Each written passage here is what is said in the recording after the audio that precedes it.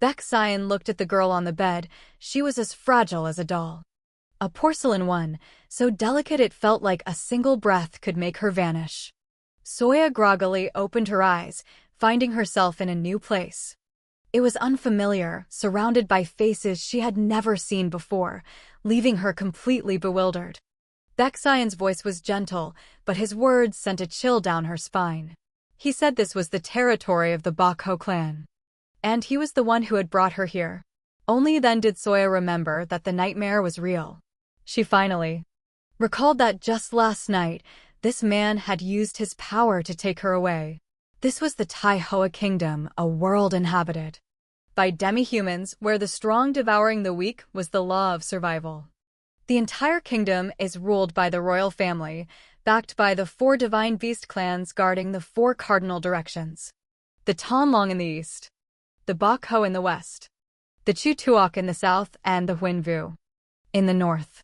These 4 clans inherited the blood of divine beasts, each governing their own territory. The scene shifts to the Chutuok clan in the south. The atmosphere here was completely different. Who would have thought that the cold and arrogant Jun would personally carry a little girl back home? The servants whispered among themselves, saying he cherished this child like a treasure, not even willing to put her down while taking a walk. As the most beloved youngest daughter of the Chutuok clan, Soya had carried the expectations of her entire family since she was a child. In her memories, her father had always been her strongest support. Everyone around her encouraged her, telling her not to be nervous as her awakening moment was approaching. Soya clenched her fists, praying silently. She longed to grow brilliant red feathers like her father, to become a true and great Chutuok. She had waited for this moment for so long. At the age of 6, Soya underwent her first transformation, but no one could have expected that she would turn into a fat, pure white little bird, and the entire clan erupted. A descendant of the Chutuok should have fiery red feathers. So why did a pure white outcast like this appear? Actually, concerning her birth, there had always been a long-forgotten rumor. It was on a rainy night 7 years ago. Soya was born into the Chutuok clan, but at that very moment, her mother passed away forever. The only witness at the time was the midwife. The midwife looked at Soya in her swaddling clothes and was stunned. The hair of this child was pure white. It was known that neither of her parents from the Chutuok clan had this trait. Immediately, all sorts of malicious rumors spread everywhere. Some suspected the lady of infidelity, and some even claimed the child had been switched at birth. At that moment, Jun flew into a rage. He held the child, roaring that anyone who dared question his wife's purity would pay a heavy price. In the world of divine beasts, bloodline is the source of all power, especially for pure bloodlines like the Chutuok and Huinvu. If there's an issue with the bloodline, it's a catastrophic disaster. The divine beast clans have a cruel rule to ensure the purity of their main lineage. When 2 clans intermarry, the power of one side's bloodline must be sealed. At the time, Jun didn't care about this. He thought Soya's white hair was at most a trait from some ancestor, nothing major. He was even full of hope that as soon as his daughter's first transformation occurred, her brilliant red feathers would shut everyone's mouths. But reality played a cruel joke on him. After transforming, Soya had no majestic appearance, nor did she have fiery red feathers. Looking at the round, pure white fluffball before him, Jun fell completely silent. How could he face the clan now? Before Soya could even understand what was happening, Jun's cold voice rang out. He ordered them to extract this child's spiritual core and lock her away in the cold palace forever. This wasn't the attitude of a father towards his daughter. He was clearly pushing her to her death. The surrounding clan members were so scared they didn't dare breathe loudly, fearing they'd be caught in the crossfire. Jun glared at the crowd, warning that anyone who dared leak what happened today would meet their end. Poor Soya never would have guessed that just because of the color of her feathers, she went from being a precious gem to the shame of the clan. Looking at the white feathers falling from her body, Soya was completely devastated. Why did everyone else have red feathers? Brilliant red, while she alone was pure white like a freak. The little girl began to constantly ask herself, did she mess up the transformation? Is that why her father looked at her with those eyes? Eyes that wished she would vanish on the spot. Just then, she saw her older brother Wario. He became the last lifeline for a drowning person. She desperately called his name, certain that Wario would have a way to turn her hateful white feathers back to normal. Little did she know, some things are destined from birth and can never be changed. Wario actually took action. He ruthlessly ripped the spiritual core from Soya's body, the last shred of her dignity as a divine beast. When her spiritual core was forcibly removed, Soya could no longer maintain her form and collapsed to the ground. Weak. The little girl couldn't understand why the brother who once doted on her had become such a stranger. She humbly clutched Wario's sleeve, begging him for another chance. She thought that if she tried again, she would definitely transform into red feathers. But Wario just coldly brushed her hand away, his eyes filled with disgust. In his eyes, this white-haired sister was nothing more than a fraud. He believed Soya had deceived everyone. The sound of her calling him brother only made him feel sick. Wario's words were colder than ice. He warned Soya never to appear before him again. If she did, he would tear her white wings apart with his own hands. Before Soya could regain her senses, she was thrown into the desolate, cold palace like trash. The moment the door slammed shut, she lost everything. All her support. Looking at the white feather in her palm, Soya always blamed herself, thinking it was all her fault. If it weren't for this strange feather color, if she could have transformed successfully like her brothers, would everyone love her again? Soya always fantasized that if she could just change back to the form everyone liked, her father and brothers would surely smile at her again. But in reality, she collapsed on the ground, her breathing faint and metallic, her body at its limit. She knew very well that the spiritual core her brother stole was her last hope. Without it, she could never use the power of a divine beast. Though young, she understood this cruel reality better than anyone. To reclaim her shattered family bonds, the only thing she could do was get that back. In order to transform successfully, Soya repeatedly exhausted her body's strength, even torturing herself to the point of being covered in injuries, but she never stopped. However, as she lay exhausted in bed, the whispers outside her window were like knives, stabbing her heart. The maids pointed behind her back, saying her white feathers were proof of her being an illegitimate child. They called her the shame of the entire clan, even feeling that her presence in the palace was an eyesore. She heard every single word clearly. Finally, she understood. No matter how hard she tried, she would never earn her father's love. Because from the very beginning, she didn't belong to this family. Just like that, the days passed in despair. 3 years went by in a flash. The pampered young lady of the past was now squatting by the river, washing a pile of old clothes that hadn't been changed in a month. Life in the cold palace had worn her down into a little maid. At this moment, a girl named Riri arrived, holding a feather and claiming she had completed her awakening at the age of 9. And this was the place where her long-lost relatives were. Jin looked at the feather in her hand, his voice cold as he asked, "If this is yours, why don't you transform? Why transform right here instead of bringing a single feather as proof?" Riri was cornered by the question and stammered, unable to speak. June didn't believe her story at all, directly questioning her in front of everyone. "Why should I believe the story you've made up?" Pushed into a corner, Riri let out a loud shout and declared she would transform immediately. In the next moment, a cloud of white smoke exploded, engulfing everyone. When the smoke cleared, Jun was stunned. The surrounding clan members were shocked. This result was clearly beyond everyone's imagination. Riri really couldn't miss it. She had actually transformed successfully. This was undoubtedly the orthodox bloodline of the Chu Tuok clan.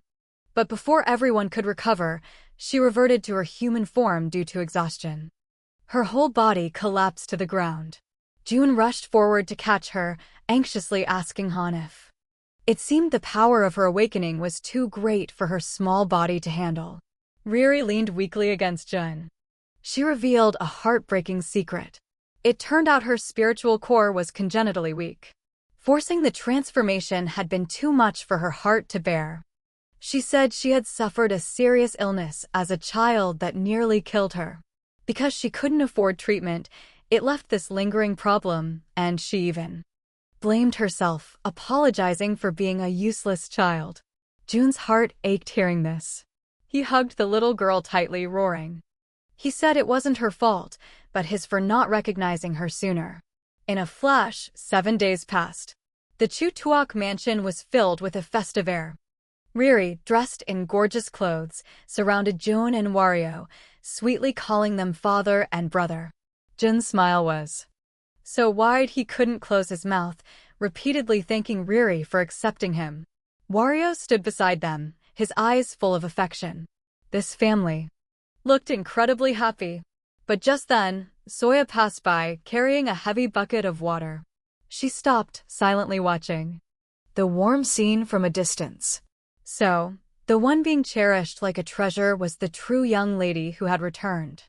Seeing the intimacy between Jun and Riri, Soya felt a bitter pang in her heart. They were once her father and brother, but now they had become someone else's support. She held the heavy bucket, intending to leave quietly, but unfortunately, she ran into Riri's group. Riri, with a disgusted look, asked, "Where did this illegitimate child come from?" Wario replied coldly, "Just a servant doing menial work, not worth your attention."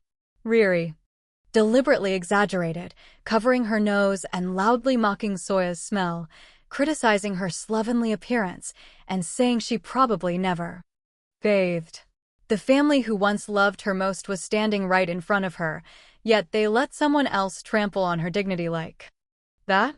In that moment, Soya's heart turned to ice. Wario was about to lead Riri away, telling her to ignore the servant.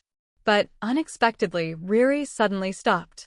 She spun around and pointed straight at Soya in the distance and shouted, "Brother, I want that child to be my personal servant." Wario showed clear hesitation, saying the girl was too young and might not be diligent enough, offering to find Riri someone quicker. But Riri refused to back down, insisting she only wanted this one. She even promised that after a good bath, the smell would disappear. These words were like stomping on Soya's self-respect. Seeing his stubborn sister, Wario was at a loss for words. Jun finally gave in. He gently stroked Riri's head, saying that as long as it's what she wanted, he would grant her anything. Riri jumped for joy, shouting that her father was the best person in the world. Wario hurried forward to intervene, but before he could speak, a sharp glare from Jun stopped him. He signaled for Wario to be quiet, then coldly dropped a line, "As long as it's what Riri wants, that's enough." And so, Soya was dragged into the abyss by Riri like a spoil of war, and her so-called family pushed her into the flames with their own hands. Jun looked at Riri's radiant face and couldn't help but ask, "Are you really this happy?" Riri nodded vigorously. She said she absolutely loved her current life. Holding Soya's hand, Riri began to play the victim, recounting her days as a wanderer on the streets. She sobbed, saying she didn't have a single friend back then. Everyone despised her, treating her like a homeless beggar with no parents. She never wanted to go back to those days again. Hearing her words, she never wanted to go back to those days again. With that, Jun swallowed the words he was about to say. He looked at Soya before him and finally just whispered, "I understand." Who would have thought that Riri's half-true, half-false sob story would actually move Soya to pity, and Soya's fate was thus completely sealed. Jun suddenly spoke up, telling Riri to go out with her brother first. It was clear he had something to say to Soya in private. Though she found it strange, Riri obediently left the room. The moment the door slammed shut, the temperature in the room plummeted. Jun turned and looked at Soya coldly, his tone devoid of warmth, merely saying, "Long time no see." He didn't even bother with pleasantries, getting straight to the point. Since you already know your status, I don't need to elaborate. He said rumors were spreading that Soya's mother, as the midwife, had switched the two children at birth. If this was true, then Soya's mother was the culprit who caused Riri to wander and suffer. Meanwhile, Soya, the daughter of a servant, had comfortably enjoyed wealth and luxury, stealing everything that rightfully belonged to Riri. Jun became more agitated as he spoke, glaring at Soya and warning her word by word, "Since my real daughter has returned, as long as it's what Riri wants, I will do anything to satisfy her, even if I have to defy the entire world." In Jun's heart at that moment, Riri was his only daughter, while Soya had become completely invisible, nothing at all. He coldly warned Soya not to let Riri discover the truth, and especially not to let Riri know her true identity. If Riri was hurt in any way because of Soya, he would never forgive her. Soya lowered her head, silent for a long time before managing to squeeze out a single word, "Yes, sir." A month passed in the blink of an eye. The real young lady was completely settled in, and Soya's 9th birthday quietly passed. In that gloomy atmosphere, the room was filled with precious gifts and maids were busy grooming Riri, their mouths full of praise. They whispered that the 5th prince, the sole heir to the royal family, would personally visit today to discuss marriage. Everyone praised Riri, saying she was about to become the Golden Dragon's bride. This was a status countless people dreamed of. Riri just smiled faintly softly, saying that such a good thing was too far-fetched for her. The servants immediately rushed to flatter her, saying the young lady's long, red-gold hair was the purest orthodox bloodline of the Chutuok clan. Besides her, who else was worthy of the 5th prince? Looking at her red hair in the mirror, she told herself that this proof of noble blood could not be faked by anyone. Then, she deliberately turned to ask Soya, who was working nearby, "What do you think?" At that moment, Soya was holding a heavy pile of luggage, cowering like a lowly servant in the corner, not even daring to lift her head. Faced with this blatant show of superiority, Soya could only stammer and reply, "Riri is truly beautiful." The honored guest from the rumors finally made his official appearance. Jin personally led people to the gate to welcome him. The ceremony was prepared meticulously. He bowed respectfully, thanking His Highness the 5th Prince for traveling so far to be here. The 5th Prince Dilin smiled in return, long time no see, and warmly inquired about Jun's well-being. Every gesture and action of his exuded the characteristic nobility of the royal family. Riri finally got her chance to shine. She elegantly stepped forward to curtsy, proactively introducing herself to the 5th prince. At this moment, Soya could only humbly hide behind the crowd, secretly observing this legendary figure. So, this was the 5th prince. When she saw Dilin's face clearly, Soya was completely stunned. She had never seen anyone so beautiful, as if he had stepped right out of a painting. Soya stared without blinking, completely forgetting everything around her. She didn't realize that this prince's appearance would completely change her destiny. Just as the 5th prince, Dilin, was about to enter his palanquin, Soya felt his gaze land on her. Her heart skipped a beat. A beat. Could His Highness be looking at me? Soya quickly bowed her head, afraid of offending him. But you can see His Highness's belongings in His Highness's belongings. This scene, however, was an eyesore to the servants nearby. The servants sneered, thinking Soya was deliberately trying to attract attention, trying every means to get close to the prince to find a backer. In his eyes, it wasn't enough for Soya to have stolen the young lady's position. Now she was aiming for the prince. Soya never expected these servants to be so bold as to lock her in her room.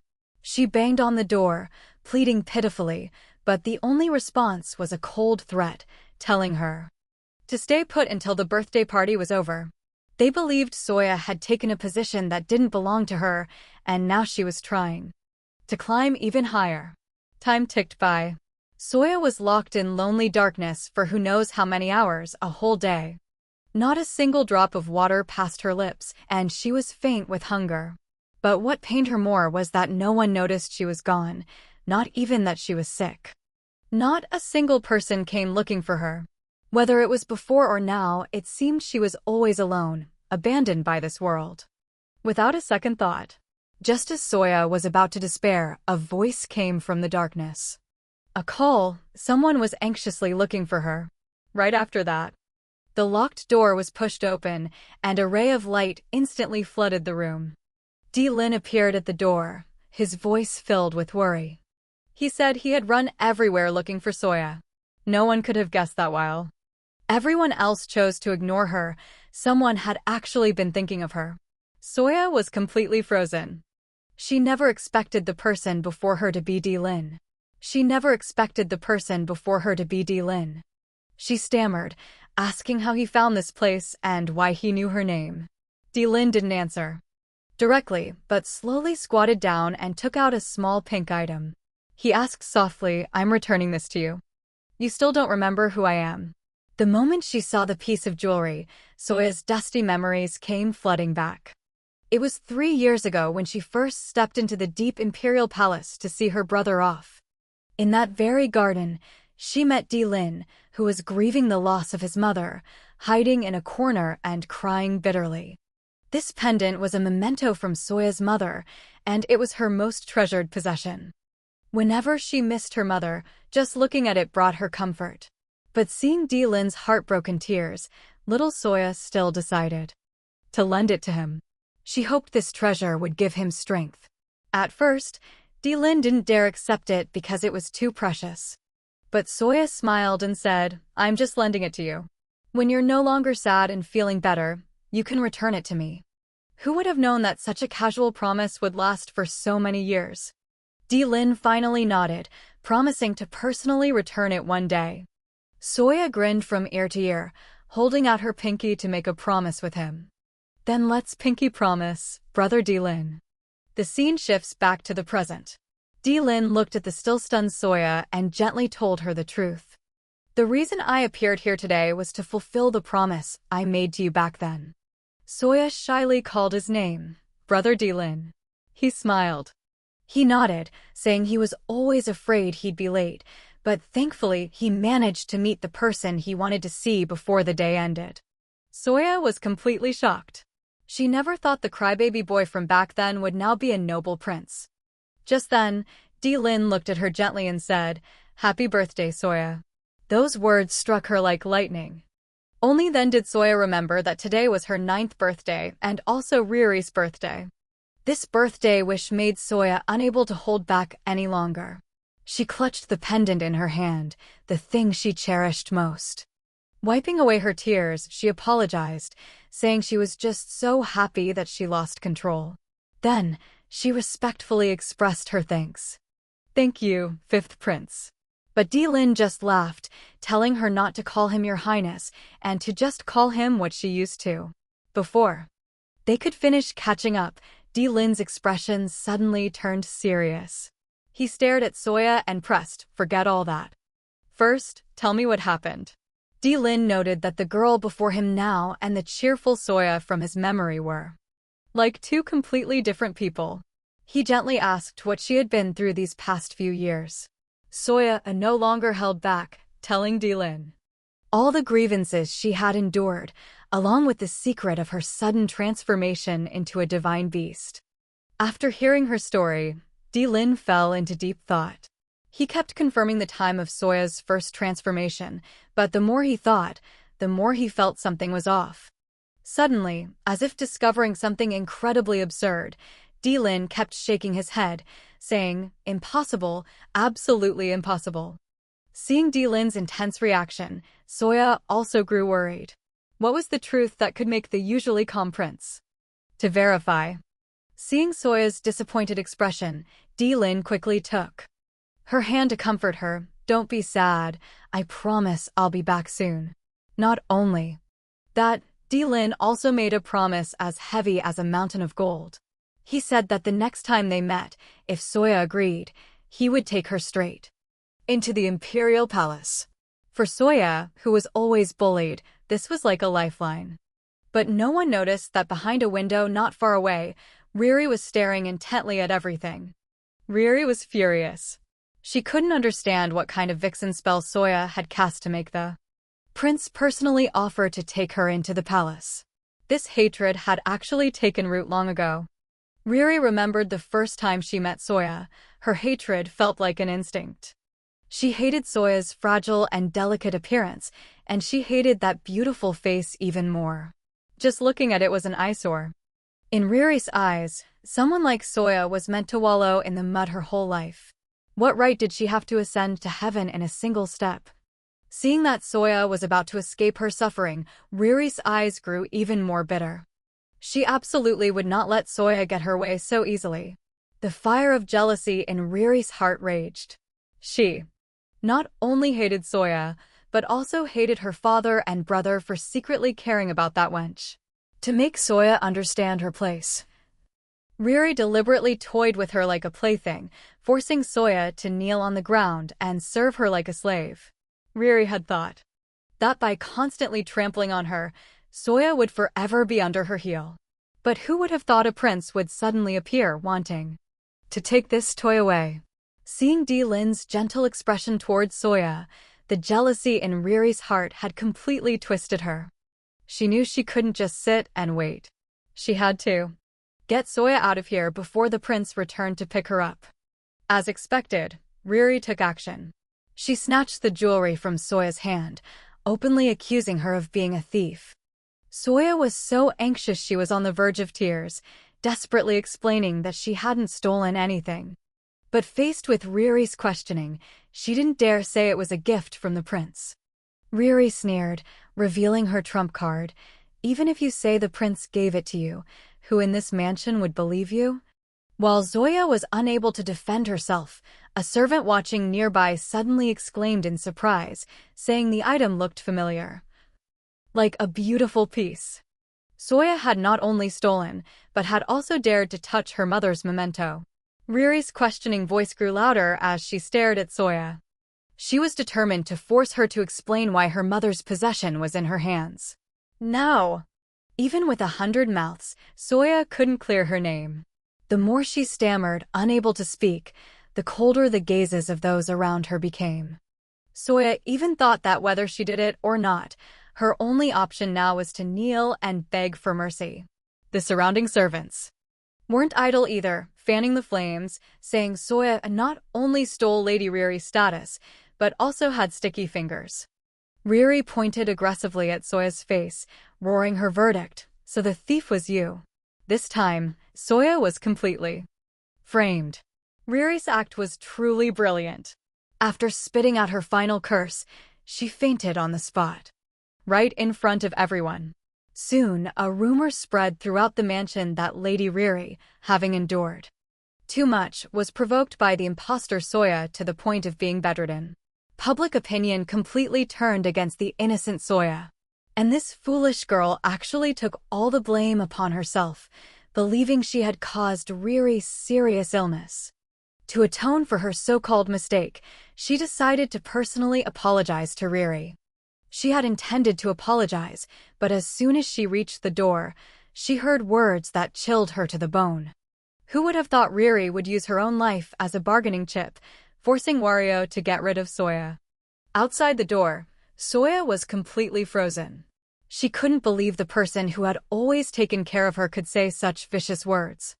Wario finally compromised. As long as Riri stopped crying, he decided he would make Soya disappear completely. In that moment, Soya's last sliver of hope shattered. Soya still went to see Wario. Although she was terrified, she knew what was coming and prepared for the worst, being kicked out. After all, Riri had made such a fuss. But who would have known that the first thing Wario would say was an apology? He said he regretted being cold to Soya all this time and even told her to keep calling him brother like before. Suddenly, Wario offered to take Soya to the last day of the summer festival. Soya was completely stunned. She wouldn't have dared to dream of something so good before. What surprised her even more was that Wario still remembered his promise from years ago. It was a promise he had made himself when Soya was still a child. Wario smiled and admitted that he hadn't forgotten. And this time, he wouldn't just take her out to play, but he would also return her most important possession, her spiritual core. She carefully took the spiritual core, and Riri said a word of thanks. At that moment, an indescribable emotion surged within her. You have to know, Wario used to hate her beast form the most, yet now he was voluntarily returning her spiritual core. This proved her brother no longer cared about her identity. The scene changed, and the two had arrived at the festival area. Everywhere, red lanterns were hung, and crowds of people bustled about. The atmosphere on the festival street was incredibly lively. Wario led Soya through the crowd and even went out of his way to buy her favorite fruit skewers. Seeing the food presented to her, Soya froze for a moment.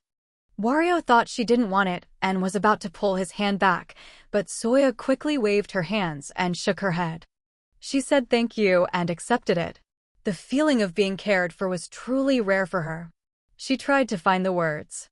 Taking a bite of the fruit in her hand, a sweet taste spread through her mouth. In that moment, all her worries seemed to disappear. Wario led Soya to a jewelry stall. Pointing to a ruby-studded bracelet, he said he wanted to buy it for his sister. The stall owner looked at Soya beside him and smiled, complimenting how lucky the little girl was to have such a doting older brother. Hearing this, Wario paused for a moment but didn't deny the misunderstanding. Then Wario started. He took a pink beaded bracelet and handed it directly to Soya, saying this bracelet was a special gift for her. On the bracelet, Soya softly called out, "Young master." This form of address made the warm atmosphere suddenly tinged with an indescribable complexity. Soya was happily saying she had always wanted to attend the summer festival and couldn't believe Wario still remembered his promise. But just then, Wario suddenly stopped. His voice sounded strange as he said he had some urgent business to attend to and told Soya to be a good girl.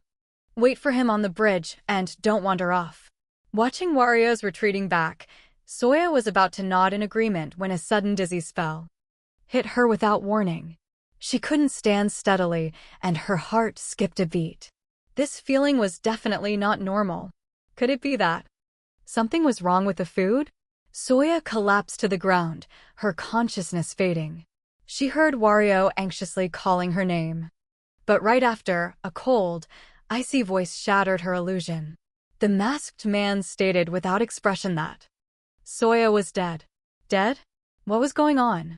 Just then, Wario's gentle face appeared before her again, with the same caring expression, telling her to wait obediently in the same spot. But looking at that familiar smile, Soya felt a bone-chilling cold. Finally, she was completely awakened. Protection, keeping promises, it was all just cheap lies. In that instant, Soya understood everything. There was no urgent business, no meeting again later. This was the moment she was completely abandoned. She didn't cry or scream, just obediently replied to Wario as usual, saying she would always wait. Right here. Night fell, and the festival lights illuminated the riverbank, but that liveliness had nothing to do with Soya anymore. She was left alone in this cold trap, head bowed, looking at the beaded bracelet in her hand. Wario's image appeared in her mind again.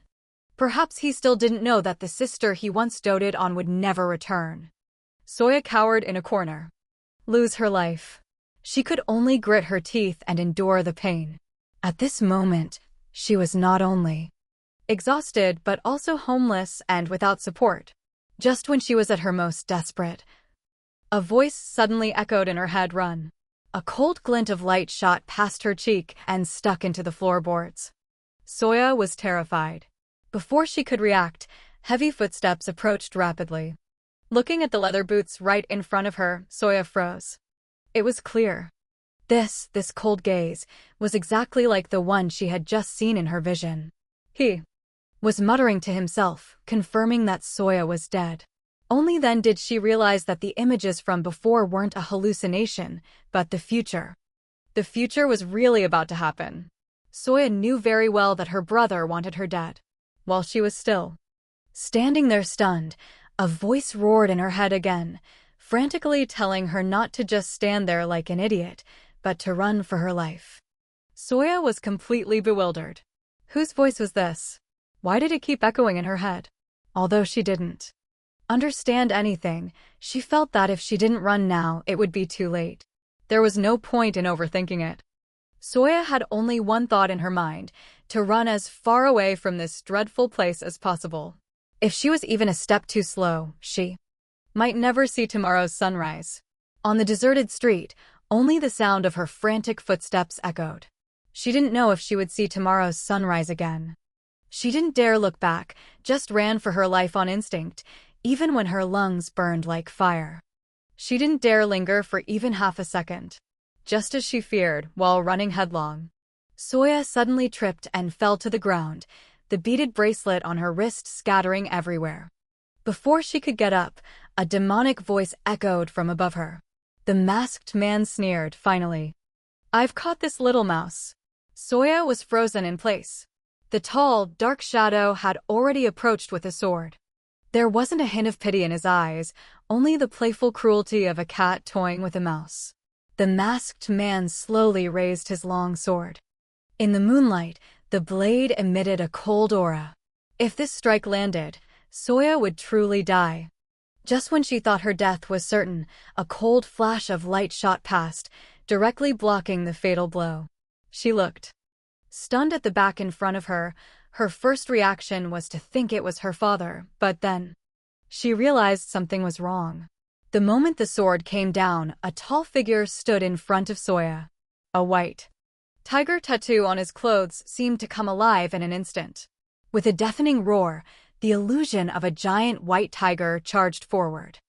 The man slowly turned his head, his long silver hair shining under the moonlight. It was the master of the Bako clan. This time, Baek Sion was ordered to head south, but he was actually carrying a heavy burden. Lin lowered his voice to speak. "Master, today I have something I must ask of you." Baek Sion replied, "Speak, I will follow your arrangements." Lin suddenly gave an incomprehensible order. He requested Baek Sion to go to the Chu Tuok territory and steal the most precious treasure there. Baek Sion was completely stunned, not understanding why someone of such a high status would ask him to be a thief. Although he didn't know what the other party was planning, Lin's next words left him with no way to refuse. "As long as you bring that item back, I will personally give you the blood dragon herb you've been searching for." This blood dragon herb was the only panacea in the world that could purify a spiritual core. For the current Baek Sion, this was a lifeline. Even knowing this was a pit of fire, he had to jump in because with this condition, he had no choice. Baek Sion calmed down and began to analyze. If there was truly something in the Chu Tuok territory worthy of being a priceless treasure, it must be the last divine tree. It was passed down from generation to generation in the Chu Tuok clan. Apart from this divine weapon, there was likely nothing else that would make Lin go to such lengths. But stealing a treasure from the Chu Tuok clan was like delivering himself to his death. A doubt still lingered in Baek Sion's heart. Was the treasure Lin mentioned really just the Chu Tuok Bao? Despite his doubts, he decided to act immediately. In the dark of night, Baek Sion had swiftly dealt with the assassins, but when he saw the bodies on the ground, he couldn't help but freeze.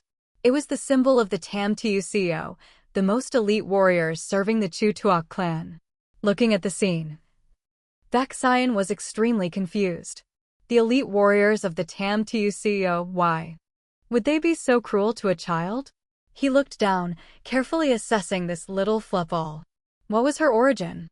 No matter how he looked, she was just a weak, unarmed child.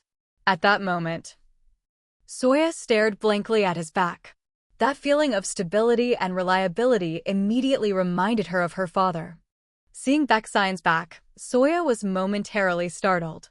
That feeling of immense safety, she had only ever felt it with her father. But she quickly came to her senses, feeling she was too naive. Now she was all alone. Father would never appear here to protect her again. Baek Sion squatted down, his tone tinged with a rare gentleness. "Hey, little cotton ball, are you okay?" Soya paused, then whispered in protest, "I'm not a little cotton ball." She hesitated.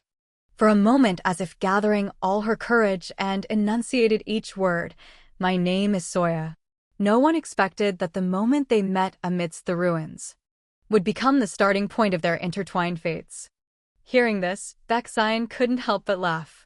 He teased that her name sounded just like her, a soft little cotton ball. But he quickly wiped the smile off his face, his gaze turning sharp. He stared at Soya and asked, "What on earth did you do to offend those chicken heads?" Soya was clueless, having no idea what chicken heads were. Baekseon snorted coldly, explaining it was the group from before, the Tamteo hunting dogs raised by the Chutuok clan. Hearing this, Soya's heart skipped a beat. So the recent pursuits were not nightmares or hallucinations. All the danger was real. And this little cotton ball seemed to have been caught in a huge vortex that she couldn't even imagine. Baekseon, who had been calm, was suddenly at a loss.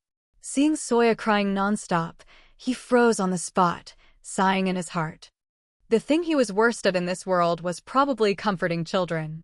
But looking at this helpless child, he ultimately couldn't bear it. He gently patted Soya's shoulder, his tone much softer. He said, "It's so late. A little cotton ball like you is in danger out here. How about I take you back to your family?" Baekseon probed, wondering if she had run away from home, and advised her that if she stayed out too long, her family would surely go crazy with worry. But Soya just lowered her head, her voice so soft it was almost inaudible. She said she didn't have any of those things, that she no longer had a family. This statement stunned Baekseon. Looking at the pitiful little cotton ball before him, a bold idea suddenly formed in his mind. The rumor about the most precious treasure of the Chutuok territory, although he couldn't confirm it yet. This child was definitely closely related to the Chutuok clan. With nowhere else to go, Baekseon looked at the little girl's back, an idea already forming in his mind. Baekseon suddenly said something astonishing. He smiled at Soya and said, "If you have no home to return to, then I'll just have to steal you away." Soya was stunned. She never expected her savior to say something so bold, as if he wanted to kidnap her. But Baekseon's expression was incredibly serious. He said that of all the things he had seen in the south, he only had eyes for this little cotton ball. He asked Soya if she was willing to follow him. Looking at the man before her, an image of Wario appeared in her mind. She knew that once she nodded, she would no longer be her father's daughter. This wasn't just an invitation, it was a demand for her to completely sever ties with her past and face an uncertain future. Her brother's smile in her memory was once the warmth she couldn't face the future without. That Soya craved most, but she knew very well those days would never return. Now she would have to find those days. In her mind, there was only one thought: survive. Even if it meant giving up everything from her past. Looking at Baekseon before her, a man who was dangerous, but also her only lifeline. She asked herself again and again, if I follow this man, can I really survive? In the end, she asked herself again and again, if I follow this man, can I really survive? Finally, Soya made up her mind. She softly asked Baekseon to take her with him. He swept her up in his arms and formally introduced himself. He was the master of the Western domain, and the little girl in his arms would now be his little cotton ball. Baekseon even joked that this was an agreement between them, and she couldn't sue him for kidnapping later. Soya quickly shook her head, promising she would never do that. In truth, she knew very well that no one cared if she lived or died. Her disappearance might even bring joy to her so-called family. Baekseon quickly noticed something was wrong. Soya in his arms was as hot as a little fireball. He didn't dare delay another second and immediately took her back to the Bakho mansion in the west. When Soya was settled, young Master Ion would occasionally approach the bed. Looking at the little girl, even younger than himself, he couldn't help but remark to his father that she looked so fragile, it felt like a single breath could blow her away. Baekseon stood beside them and gently instructed that because she was so weak, they must be extremely careful when taking care of her from now on. Soya finally opened her eyes. Looking at the magnificent but unfamiliar surroundings for a moment, she couldn't figure out where she was. Baekseon and Ion had been standing by her bed. Seeing her wake up, he smiled and called her little cotton ball. Only then did Soya remember that this man had carried her all the way back here.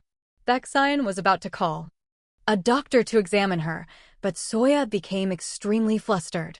She shyly waved her hand in refusal, saying she wasn't sick. After much hesitation, she finally stammered out the truth. It turned out the reason she had fainted was because she ate a peach. Even someone as experienced as Baekseon was stunned. A single peach could knock a person out? He never imagined a peach could be so lethal. After hearing the doctor's explanation, without a second thought, he immediately issued an absolute ban, ordering all peaches in the mansion to be removed. Soya, lying in bed, heard this with her mouth agape, quickly waving her hands and saying there was no need to be so dramatic. But Baekseon was adamant. Anything that threatened this child, he would not leave a single trace of it. Ion stood by, watching for a long time, finally unable to resist asking where this little girl came from. The answer was, Baekseon's words were even more astonishing. He said he had picked up this child on the road. To be more precise, he had directly stolen her. The moment he said this, Ion was dumbfounded, staring at his father with wide eyes. He thought to himself, the great lord of the West, why did he suddenly change careers to become a thief? Pia lowered her head and finally mumbled her name, Baekseon-san. He smiled and sealed the deal. From today on, you will officially live in this mansion. Hearing this news, Soya was completely stunned. She opened her eyes and was startled by the scene before her. Two strangers were standing by her bed. As soon as they opened their mouths, they called her young lady. Hoi-an smiled and introduced herself, saying she was a servant assigned by the clan. Nam-sun, standing beside her, also spoke up, stating that from now on, he would be responsible for her safety. Soya was completely bewildered. Wasn't that title only for noble young ladies like Riri? How could someone of her status be associated with the words young lady? But Hoi-an told her she was the master's honored guest, so naturally, she was the most esteemed young lady here. Soya's lips parted, about to explain that she wasn't an honored guest at all, but their next words silenced her completely. Baekseon held Soya in his arms, his tone light, saying he had just stolen something from the imperial palace. If this got out, the entire clan would be in trouble. Soya was terrified and quickly promised she would absolutely keep her mouth shut. She didn't want to cause trouble for her savior. But before she could recover, Hoi-an and Nam-sun crowded around, insisting that if they didn't take good care of her, it would be disrespectful to the master. Before Soya could refuse, Hoi-an smiled brightly and suggested, since you're a noble young lady, let's start with a bath. Seeing their enthusiasm, Soya was completely speechless. Hoi-an combed Soya's hair while telling her about the state of the continent. It turned out there were 4 divine palaces located in the 4 directions, east, west, south, and north, each representing a top-tier clan. Soya listened in a daze, recalling that her father had mentioned this before. The Chu-Tuok Palace in the south was indeed famous, but she didn't know that the place she was standing in now was one of them. Hoi-an said with a proud expression that the emperor himself had recognized the power of the 4 great clans, and the Bakho Palace where they lived was one of those 4 divine palaces. Soya's heart skipped a beat. She suddenly remembered the tattoo on Baekseon's clothes. That majestic pattern was indeed the legendary Bakho. She thought she had only met a powerful benefactor, but who knew she had run straight into the lair of the Bakho clan. As Hoi-an was talking, she suddenly noticed a small head peeking from outside the door. She lowered her voice. She told Soya that this generation of the Bakho clan had a total of 3 young masters. The eldest, Baekseon, though cold on the outside, was the most upright and trustworthy person. The second, Bak Ga-hien, was a bookworm who never put down his books. As for the third one, Hoi-an smiled and pointed towards the doorway. It's that handsome kid hiding out there who's been secretly watching the young lady all this time. Following her gaze, she met a pair of big, round, blue eyes. Caught in the act, Ion, hiding behind the door, froze. At this time, Ion should have been sweating on the martial arts training ground. Who would have thought this young master would skip class and make the effort to come here, just to sneak a peek at the family's new honored guest? Seeing Ion's fleeing back, Hoi-on couldn't help but laugh. This young master must be embarrassed. He probably wants to be friends with the young lady. Soya listened in astonishment, completely unable to believe she was so welcomed. Hoi-on complimented the girl's pleasant face while quickly tying her hair into buns. The two space buns in the mirror looked incredibly playful and cute. Soya admired her radiant appearance. The tension in her heart eased a little. She even began to look forward to the life ahead. Hoi-on clapped her hands in satisfaction and suggested, "Now that you're all dressed up, why don't you go meet Baeksayan now?" To formally greet him, Baeksayan, in a very gentle tone, officially declared that from now on, Soya would live here. This sentence finally lifted the heavy stone from her heart. She remembered the moment he personally carried her to her room.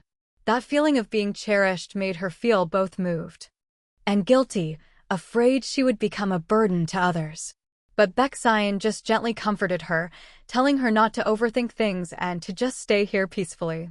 However, the word temporarily instantly woke the sensitive Soya from her dream. She knew very well that this place was not her real home after all. Her sense of security was something she couldn't find. This peace was only temporary. But this long-lost warmth was truly too tempting, making her unable to resist. Wishing for time to slow down.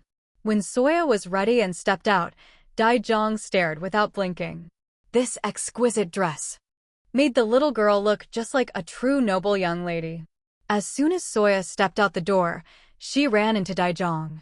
This older sister smiled very friendly, having heard that Soya had come specifically to find Baeksayan to say thank you. She immediately led her straight to the study. Daijong pushed open the door and teased, "Our adorable little darling has finally decided to show her face."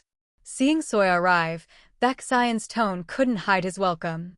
But before Soya could speak, she noticed someone else standing next to him. It was the second young master of the Bakho Palace, Bak Gahyun. He was staring at Soya with an icy gaze, without a single trace of warmth. Seeing this, Soya's heart skipped a beat. The words of gratitude she had prepared got stuck in her throat. She could feel that this second young master did not like her at all.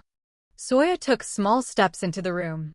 Although her heart was still anxious, she didn't forget the etiquette she had been taught, respectfully bowing to Baeksayan.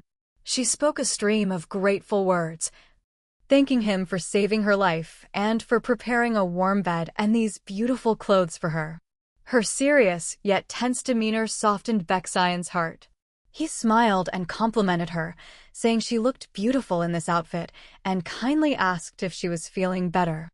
Hearing that Soya's fever had subsided and her throat no longer hurt, he was relieved and stroked her head.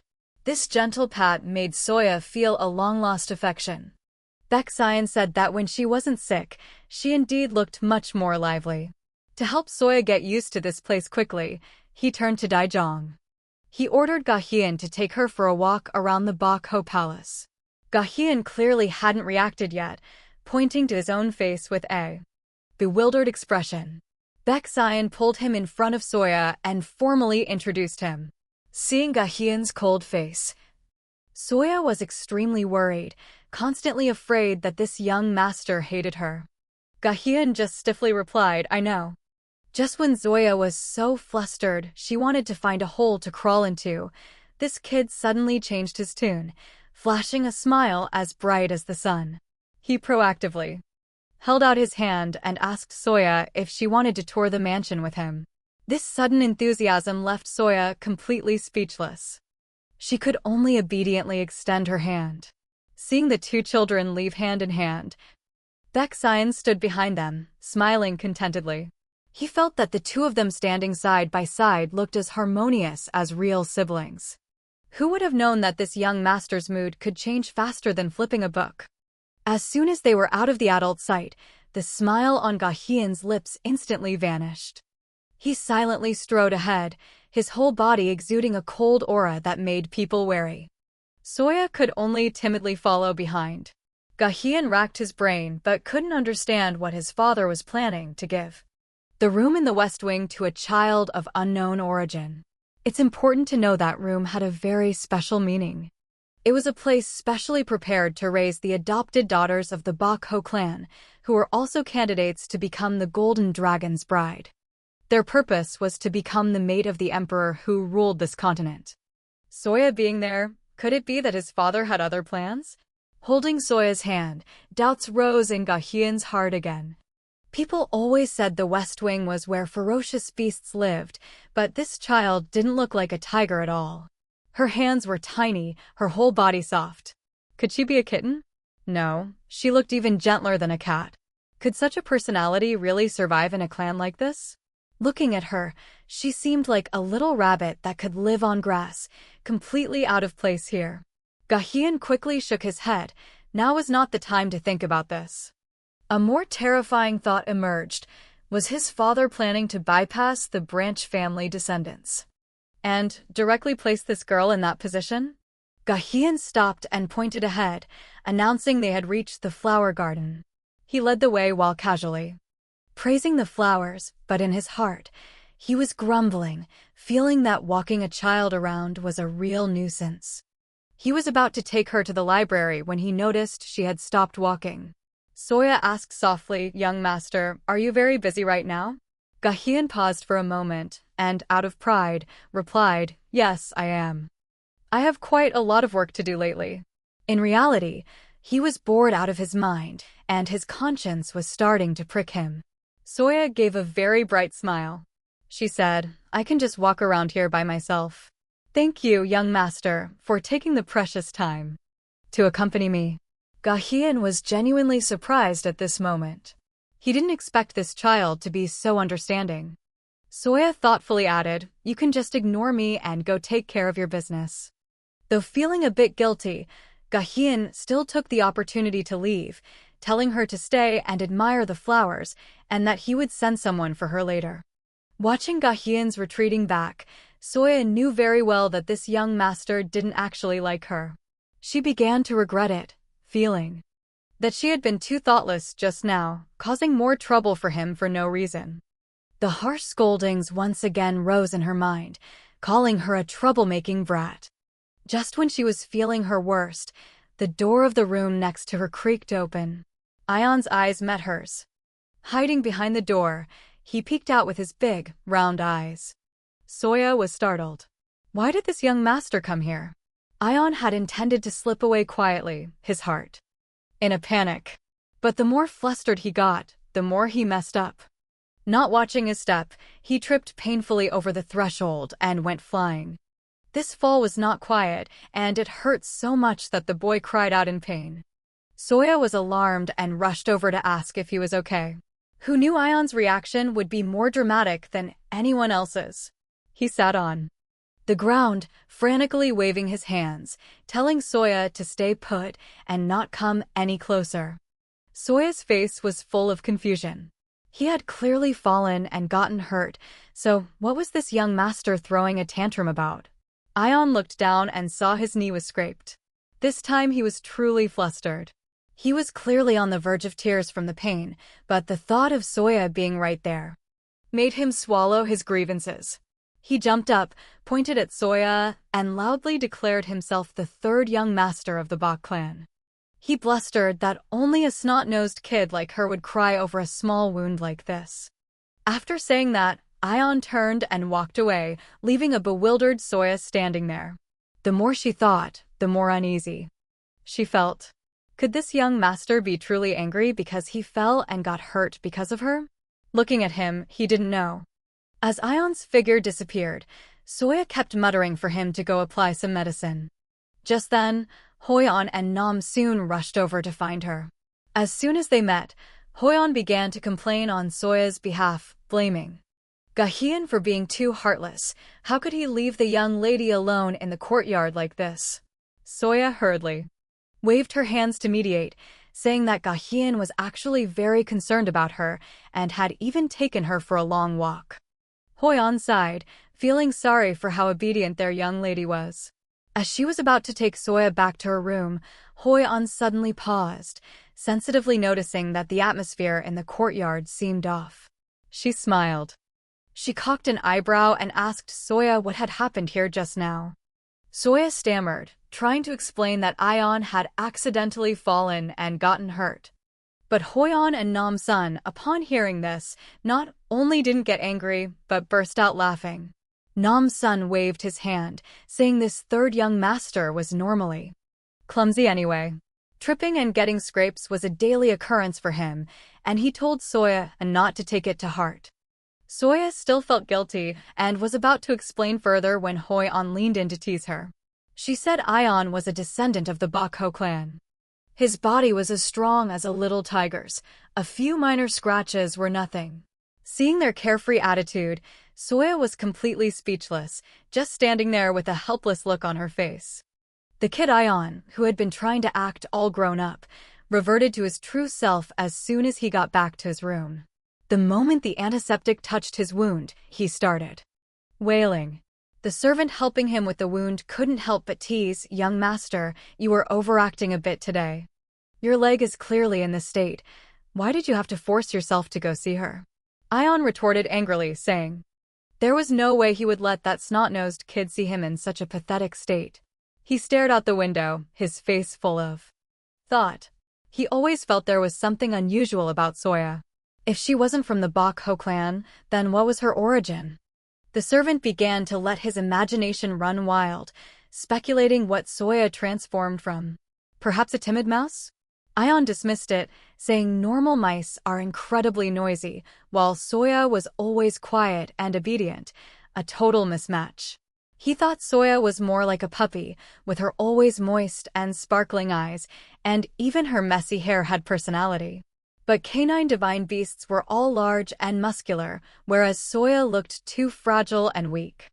He clutched his head and cried out, "This doesn't fit, that doesn't fit. What species is she?" The more he thought, the more he racked his brain, even comparing her to a hedgehog and a giraffe. In the end, he realized none of them matched. Actually, in his heart, Baek Sion knew very well that Soya was not a divine beast from the West. After all, he had brought her back from the outside with his own hands. Daijong stood beside him, whispering a report, saying the third young master. Ion had been acting like a different person today, following Soya around all day long. After hearing this, Baek Sion not only didn't get angry, but even showed a rare smile. He felt that Ion seemed to really like Soya. Daijong still had some concerns, advising Baek Sion to manage Ion a little. After all, besides the clan master, Ion ignored everyone else's words. Baek Sion gently put down his brush. His tone was relaxed as he said, "Just let him be. We haven't seen such a warm scene in a long time." Looking out the window, he saw a mischievous little rascal sticking to a girl even younger than him all day. This sight was quite interesting. Daijong, standing beside him, agreed, but her expression grew more and more twisted, as if she was holding back a stomach full of thoughts. Finally, she couldn't hold it in any longer. She lowered her voice and asked Baek Sion, "That girl, soft as a cotton ball, she isn't really your illegitimate daughter from the outside, is she?" Hearing this, Baek Sion was stunned and almost choked. This imagination was getting way out of hand. Daijong found it very logical. After all, her master went to the imperial palace for a trip, and when he came home, he brought back a little girl of unknown origin. Anyone would think something strange was going on. As soon as he returned, Baek Sion immediately carried the unconscious Soya, frantically sending people to find a doctor, and even specially arranged a room for her in the West Wing. This attentive care made Daijong even more suspicious of their relationship. Baek Sion had to explain with a helpless expression that she really wasn't his illegitimate daughter. Where did this absurd misunderstanding come from? Daijong didn't believe him at all, pestering him about where the little girl came from. "Don't tell me you just picked her up on the street?" At this point, Baek Sion was utterly speechless, feeling more aggrieved than anyone. Because what he had said before was all true. He really did just happen to find her. And then he just stole her. But with this truth, who would believe him now? Baek Sion fell into thought. He began to wonder if bringing Soya back was really just a coincidence. A dusty memory suddenly resurfaced. It was the top-secret order Di Lin had given him. Di Lin sat on high, his voice stern as he instructed him.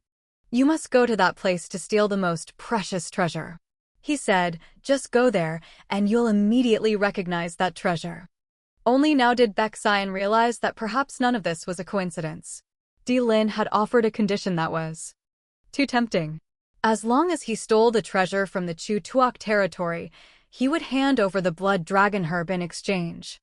This was what Baek Sion had been searching for. The blood dragon herb only bloomed when an emperor ascended the throne.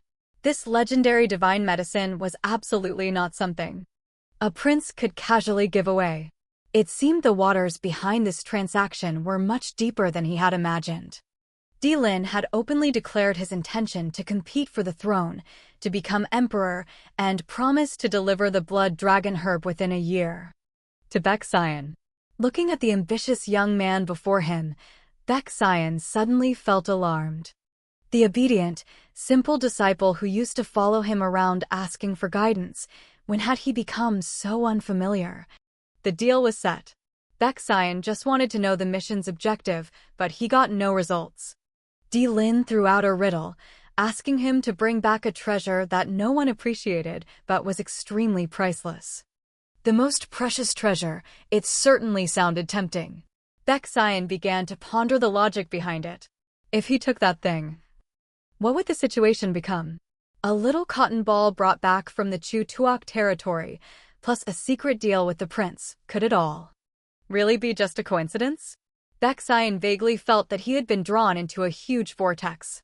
Daijong, standing by his side, had long noticed something was amiss. If it was just about bringing her back and arranging a place to stay, why arrange for her a room reserved only for family members? This treatment was clearly beyond normal. Faced with Daijong's questioning, Bishi Sion hurriedly waved his hand in denial, saying he had absolutely no intention of adopting that child. But with what he was doing now, anyone could see that things weren't that simple. Adopting a daughter, the thought had just flashed through Baek Sion's mind. He even imagined Soya calling him father. He unconsciously muttered, "That sounds like a good idea." Daijong, standing beside him, was about to go mad. She could see right through her young master's thoughts. This was a matter of selecting a daughter to represent the clan. How could she stand against those old foxes based on her cute appearance alone? Baek Sion even intended to bend the rules, saying, "Who decreed that there can only be one young lady in the clan? At most, we'll just raise one more, won't we?" Daijong threw a bucket of cold water on him, saying that there was indeed such a rule. If they adopted two young ladies at the same time, they would surely be compared later on. At that point, the situation would only be harder to clean up. Daijong's words, though harsh, were the brutal reality. If they kept Soya in this grand mansion, constantly being pointed at and talked about, this child would sooner or later be crushed by the pressure of comparison. Although Soya's background was indeed pitiful, Daijong felt that sending her to a normal family to live a peaceful life was the best way to protect her. Baek Sion was rendered speechless by this string of logic and could only ask resentfully, "Why are you looking at me like that?" Daijong didn't hold back, directly calling him a cold-hearted old fox. "Don't you have even a little concern in your heart for that? Poor little cotton ball." Only then did Baek Sion get flustered, retorting that of course he was concerned. As soon as the words left his mouth, he immediately realized he had overreacted, and the atmosphere became a bit awkward. While Baek Sion was feeling annoyed, Hoi-an rushed over, reporting that there was information. "Urgent news about the young lady in the West Wing needs to be reported immediately." At the same time, in the trees not far away, a pair of eyes was glued to the dozing Soya. Ion observed with binoculars for a long time, his heart filled with contempt. This newcomer looked both weak and scrawny. On her very first day, she fainted in his father's arms. In his opinion, with such a weak and fragile personality, surviving in this place was simply a pipe dream. Standing beside him, the servant was worried sick, urging the young master to hurry back to practice. If the old master found out he'd skipped class again, he definitely wouldn't escape a beating. Ion paid him no mind. He was busy observing the new little cotton ball to figure out her origins. The servant couldn't help but frown. Just staring won't reveal anything. Ion was also helpless. He found Soya looked truly too fragile, wondering what would happen if he suddenly walked up and scared her into fainting. He even started to worry that if a strong wind blew, would Soya be blown away? The servant directly exposed him, saying he was the one who got scared and tumbled over earlier. Just as the servant was directly exposing him, saying he was the one who got scared and tumbled over earlier. The two were bickering when Soya's figure in the binoculars suddenly swayed, looking like she was about to fall off the rock. Danger! The thing Ion was most worried about finally happened. Seeing Soya fall, he was terrified, no longer caring about peeping or not. He leaped out of the bushes, yelling "Little Cotton Ball" as he sprinted towards the rock. But when he arrived, panting, he was completely petrified. Soya, who had been sitting on the rock just a moment ago, had vanished. Ion ran around the rock several times, but couldn't find a trace of her. Just as he was racking his brain, wondering where she had gone, a sound came from under his feet. He looked down and found a small, round, white bird lying on the grass. Ion was relieved. He looked down and found a small, round, white bird lying on the grass. A crazy thought flashed through his mind. Could this little cotton ball have transformed from Soya?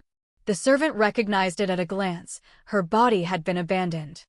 With that round body and feathers, where else in the Bakho Palace could you find a second person as cute as Lady Soya? Ion quickly signaled for silence, afraid of waking the small creature sleeping soundly. He carefully lifted the chick in his palm, thinking she was just deeply asleep from exhaustion. But before he could breathe a sigh of relief, a feeling from his palm made his whole body stiffen instantly. The servant beside him anxiously asked if she was sick and if they should call a doctor. Ion's expression became extremely serious. It wasn't just sickness. He could feel the spiritual core in Soya's body was fluctuating violently. This was big trouble. Once the spiritual core had a problem, the consequences were unimaginable. Ion held the chick tightly and ran for his life. Before he even entered the door, he started shouting at the top of his lungs, laughing. Aunt Sarah's voice rang out, clearly annoyed by the noise. The high priestess of the Bakho Palace wondered who would dare be so rude as to storm through her sacred hall. But when she looked up, she saw the most mischievous brat of the Beck family. At this moment, Ion didn't care about being scolded. He tearfully begged Sarah to save the little cotton ball in his hands. Sarah had thought Beksayan would bring back some ferocious beast, but she never expected it to be a tiny creature with fleshy wings. Seeing Ion sweating profusely with anxiety, Sarah finally realized the little bird's condition might be worse than she thought. Ion stammered, saying the little cotton ball's breathing was completely abnormal. She was fine a moment ago, then suddenly collapsed with no reaction.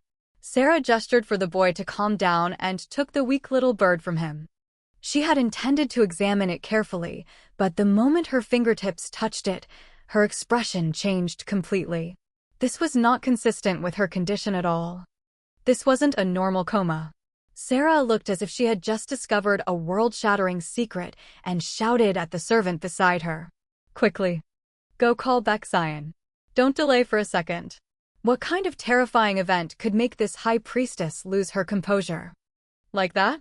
While the Bakho Palace was in chaos, in the Chutuak Palace to the south, the seeds of unease had been sown for a while. In the dead of night by the lake, Wario turned his back to the moon, his tone emotionless. He just observed for a moment. And he just turned his back to the moon. He said Soya was dead. The air seemed to freeze in that moment. Wario said nothing, just listening silently. The servant then took a small cloth bag from his coat, saying he found this at the scene, the last memento Soya left behind. Wario took the heavy little bag, his eyes revealing a deep, unreadable expression. Could it be that the little sister who always followed him around was really gone? Looking at the red beaded bracelet in his hand, Wario remembered a long time ago it was he who had personally given it to Soya. Hearing the servant report that no body had been found, Wario showed no alarm. He had personally given it to Soya. He just muttered the news of her death, as if convincing himself to accept this reality. In truth, he had never thought of killing her. He just felt that as long as Soya was around, everyone would be upset. So, he had to make that child disappear completely. At that moment, a thought flashed through Wario's mind. If there's no body, could it be that Soya was still alive? But he quickly dismissed the thought, his eyes turning icy cold. Even if that child was lucky enough to escape, she wouldn't survive long in those circumstances. Wario knew very well that Soya's spiritual core was completely destroyed. Meanwhile, at the Bakho Palace, Bexara looked at the unconscious child, her tone heavy and frightening. This child's spiritual core is too severely damaged. Bexara stood beside her, looking flustered and helpless. He explained that only in beast form could the spiritual core be checked. But he had never seen the girl's transformed shape, so he was unaware. But Sarah's next words sent a cold sweat down everyone's spine. She said the matter wasn't that simple. This wasn't an injury from an accident. Based on the traces of the wound, this child's spiritual core was clearly intentionally destroyed by someone. This was no longer an injury, but an attempt on her life. It was a miracle that Soya had survived this long, because the spiritual core in her body had been forcibly ripped out long ago. That was also why she could never grow up. This kind of torture was usually reserved for the most heinous criminals, and only those from the main bloodline of the 4 great clans had the authority to do it. This also meant that the one who dealt the fatal blow to the little girl had an extraordinary status. The fatal blow to the little girl was dealt by someone of no ordinary status. All clues pointed to the master of the Chutuak clan, but he was known to be a gentleman. Why would he use such a cruel method on a child? What was even more terrifying was that he not only took the spiritual core, but also completely destroyed it on the spot. To sever the life path of such a young child, this wasn't punishment, but blatant murder. Ion suddenly remembered the rumors he had heard before. Could it be that this was all a conspiracy from the very beginning? Hoi-on rushed over to report that while bathing Soya, she had discovered a shocking secret. The little girl's body was covered in wounds, new ones overlapping old ones. Clearly, for a long time, she had lived a life worse than death.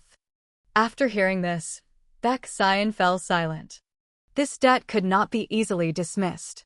Sarah had given the little girl a spiritual elixir. With proper rest, her body would gradually recover. But the deep wounds in her heart would not be so easy to heal. Sarah's tone turned grave. Although the wound was temporarily stabilized, if the damaged spiritual core wasn't fully repaired, Soya would never recover. And to treat such a severe wound at its root, there was only one way in the world, to find the legendary blood dragon herb. While everyone was unsure of what to do, Ion, standing guard, suddenly let out a gasp of surprise. After a long coma, the tiny being on the brink of death finally opened its eyes. Bexara and Ion stood by the bed. As soon as she woke up, they were restless, constantly asking if she was in pain anywhere. Soya was completely dazed. In her memory, she was just sunbathing on a rock. Why was everyone surrounding her when she woke up? Seeing Bexara's solemn expression, she was terrified. She quickly apologized, feeling that she had surely caused more trouble for everyone again. Her deep-seated insecurity made her completely unable to imagine that everyone was worried about her. She could only lower her head, blaming herself for being a naughty child who only caused trouble. Bexara gently stroked her head, his tone incredibly soft. He told Soya that those fearful days were over, and from now on, she didn't need to worry about anything anymore. This sudden warmth made Soya unable to hold back any longer. She softly called Bexara's name, tears streaming down her face. Who knew that the kid Ion beside her would react like he'd poked a hornet's nest? He yelled at the top of his lungs, blaming his father for making the little cotton ball cry. Baeksayan was frozen on the spot, and Soya was even more flustered, quickly wiping her tears while explaining. She said she wasn't crying, she was just yawning. Seeing Soya's fake yawn, Baeksayan couldn't help but laugh. He played along with the little girl. He teased, "It seems this little cotton ball is really sleepy, her mouth is wide open like that." The heavy atmosphere was lightened by this small incident. Baeksayan's gaze towards Soya was full of an elder's affection. However, at this moment, Baeksara, who had been standing by, suddenly spoke up, calling Soya's name. Her tone was flat, "Let's talk in private." But for a moment, looking at the small, cotton ball-like girl, Baeksayan was still worried. He stood in front of Sarah and said the child needed rest now and couldn't be disturbed by others. Sarah flew into a rage upon hearing this, retorting sharply, "What? Am I going to eat her?" She used her status as a high priestess to order Baeksayan to move aside. Who knew that Ion, standing beside her, would hear this and turn pale with fear? He asked tremblingly, "Aunt Sarah, are you really going to eat the little cotton ball?" Sarah was so angry she was about to go insane. She never expected that in her family's eyes, she had become a monster that ate children. Baeksayan even added fuel to the fire, saying her current expression indeed looked very scary. At this point, Sarah exploded. She pointed to the door and shouted that the room was too noisy, directly kicking both men out. When only the two of them were left in the room, Sarah finally spoke. The news she brought was like a thunderclap to Soya. How could Soya have known that the spiritual core she had always been proud of was actually shattered long ago? Sarah looked at the child before her, her tone laced with a hint of helplessness. She told Soya that she had probably been kept in the dark, and the mastermind behind it all was her own brother, Wario. Soya couldn't understand why the person who was once closest to her would do something so cruel. On that night 3 years ago, it was really him who personally ripped out her spiritual core. Soya racked her brain, but couldn't figure out what he hated her for, hated her enough to completely destroy the foundation of her cultivation. The grievances and pain that had been bottled up for so long exploded in that moment. She struggled. She couldn't control herself anymore, tears falling like rain. Now it was Sarah's turn to have a headache. Despite her noble status, she hated dealing with situations like this the most. Looking at the pitifully crying little cotton ball in front of her, she could only sigh helplessly. She really didn't know how to comfort children. Sarah finally formally introduced herself. She said she was the high priestess of the Bakho Palace and also the master of this divine temple. Right after, she added another puzzling sentence, saying the soundproofing here was excellent. Before Soya could understand what that meant, Sarah gently told her, "Here, you can cry as loud as you want. No one will hear you and no one will scold you." This sentence left Soya completely stunned. In her memory, crying was always a sin. Back in the Chutuok clan, if she shed a single tear, everyone would fly into a rage at her. They would point at her and curse her, saying she had no right to cry. Those cold accusations were once a nightmare that haunted her childhood. But now, in a place completely devoid of love, a stranger was telling her, it's okay to just be a child. This sudden gentleness left her unsure of how to react. Sarah looked at the flustered Soya and teased, "You're not waiting for me to hug you, are you?" Soya was terrified and quickly waved her hands, her words becoming jumbled. Although Sarah's mouth complained, "I'm at a loss with you," the next second, she gently pulled the little cotton ball into a tight hug, her hand gently patting her back. Soya had always told herself not to cry anymore. But this long-lost warmth made all her defenses crumble in an instant. She couldn't hold it in any longer. In this warm embrace, she cried her heart out. Holding the tiny creature, Sarah couldn't help but gently tease, saying she now looked like a wet feather duster. Soya clutched the hem of Sarah's clothes. Though still sobbing, the fear of abandonment finally began to fade in that moment. Just then, Nam-sun and Hoi-on rushed in. As soon as they entered, they apologized profusely, blaming themselves for not being by Soya's side, letting her suffer so much. Seeing everyone so worried about her, Soya felt a little embarrassed. She quickly explained that she didn't want anyone to blame themselves. The feeling of being cherished in everyone's hearts made her realize for the first time that she was truly no longer alone. Hoi-on declared seriously, "This won't do. From now on, wherever we go, we must go hand in hand. We absolutely won't let the young lady go alone again." Nam-sun beside her nodded eagerly, afraid Soya would refuse. Seeing their serious expressions, although Soya didn't know, Nam-sun still didn't know. Nam-sun still didn't know. Nam-sun still didn't. No matter where Soya went, they followed closely, giving her an absolute sense of security. However, lately, besides those two, there was someone else acting very strange. It was clearly time for him to be at the martial arts training ground, yet he kept loitering next to Soya, refusing to leave. Looking at the young master before her, Soya couldn't help but gently remind him, "It's getting late. Shouldn't you be attending to your business?" To hide his embarrassment, Ion deliberately raised his voice and snapped, "Isn't it because you're too weak? You faint at the drop of a hat, so I have no choice but to stay and watch over you." Soya felt a bit hurt by his words and lowered her head, whispering an apology. This time, Ion was truly flustered.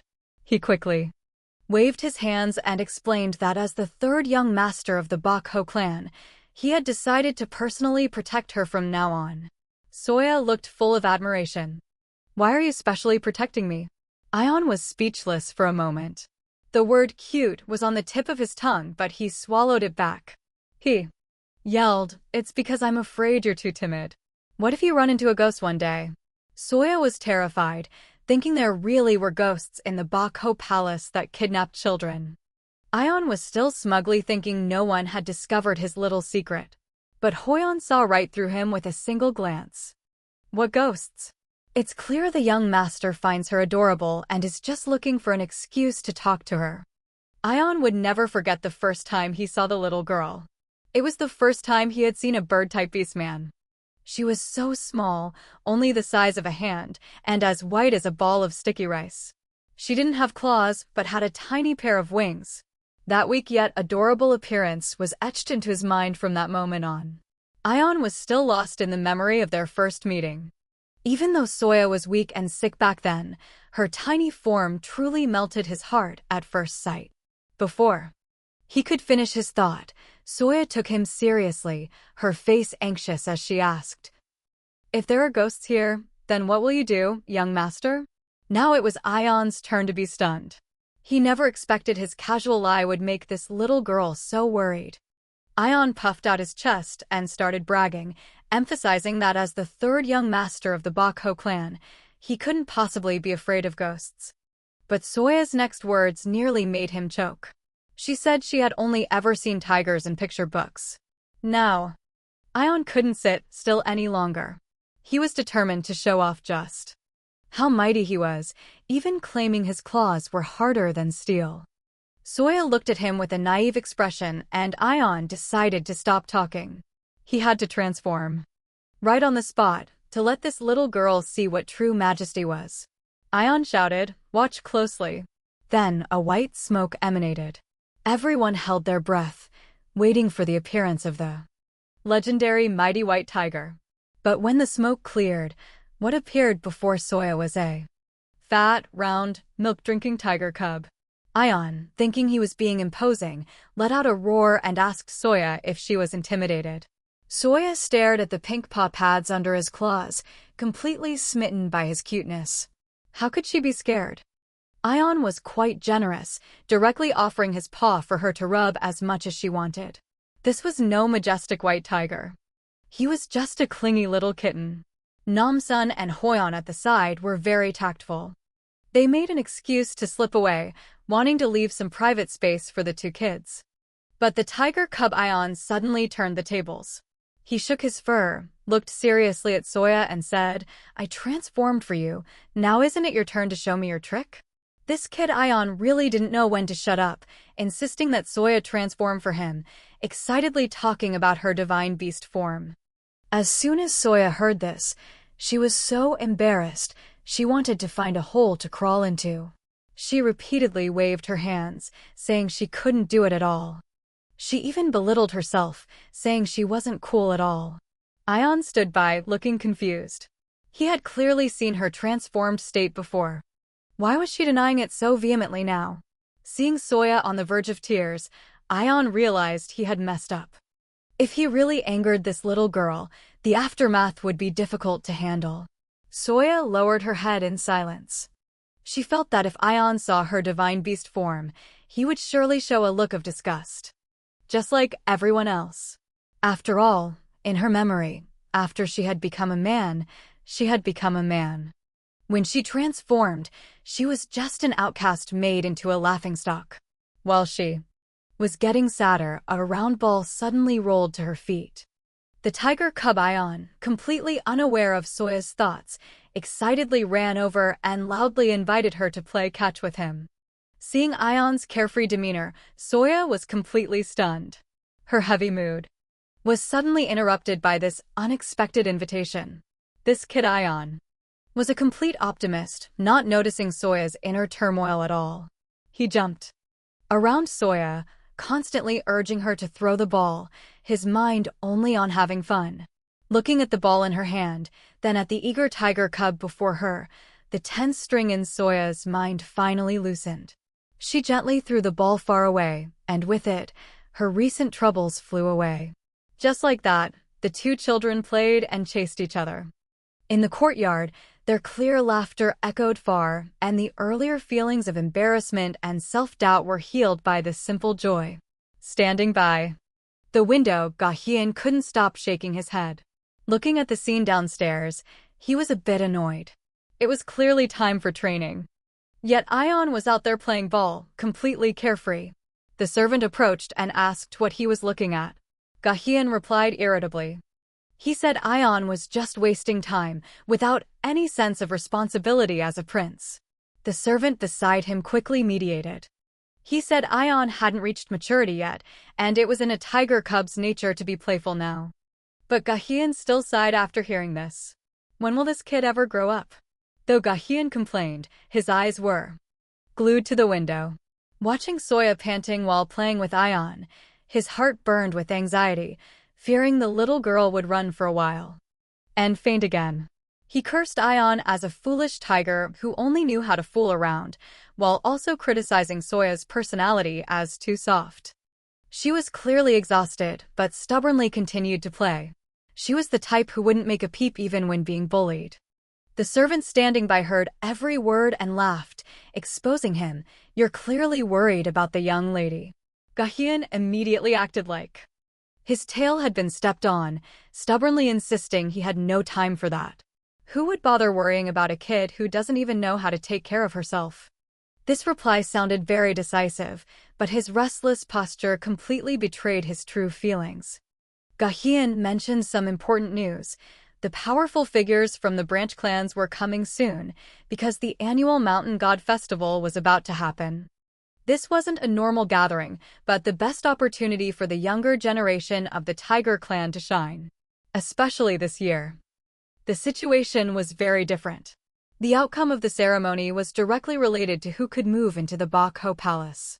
This was a position all the branch families dreamed of. Therefore, everyone was putting in their all, wanting to show off their talents in this competition. Facing countless formidable opponents, Gahyeon wasn't confident either. He asked the servant who he should keep an eye on.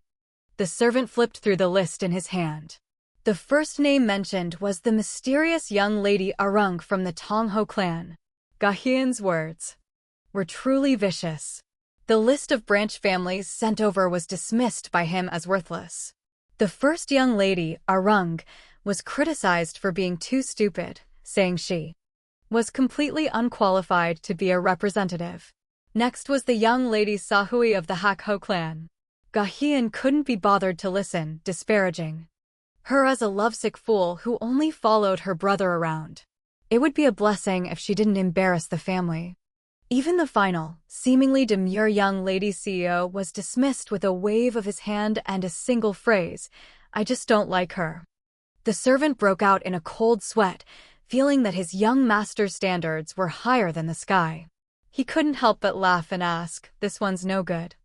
That one's not right. So, what kind of person do you actually like?" Ga-hyun was speechless, but his expression clearly showed he already had the perfect answer in mind. Ga-hyun was a classic case of someone who says one thing, but means another. A moment ago, he was full of complaints, but now, looking at the brightly smiling girl in the courtyard, he silently set his standard. If he were to choose a sister, she had to be small and soft like this. The scene changed. Soya, who was just jumping around, was now so tired she was dizzy and couldn't stand steadily, leaning on Hoi-on and taking big gulps of water. Hoi-on looked at her with pity, patting her back while constantly sighing. That little devil Ion really had too much energy. Thankfully, he appeared just in time to drag that mischievous little tiger off to practice. Seeing Soya's exhausted state, Hoi-on gently advised her that if she really couldn't play anymore in the future, she absolutely shouldn't force herself. Soya's little head was always filled with strange thoughts. She suddenly leaned in mysteriously and asked Hoi-on if there really were ghosts in the Bakho Palace. Hoi-on thought the little girl was just timid and afraid of the dark and was about to offer some words of comfort when the girl uttered a shocking sentence. Soya said she wasn't worried about herself at all, but was afraid the ghosts would take the young masters away. In her little head, she had already imagined the scene of Ga-hyun and Ion being scared to tears by a ghost.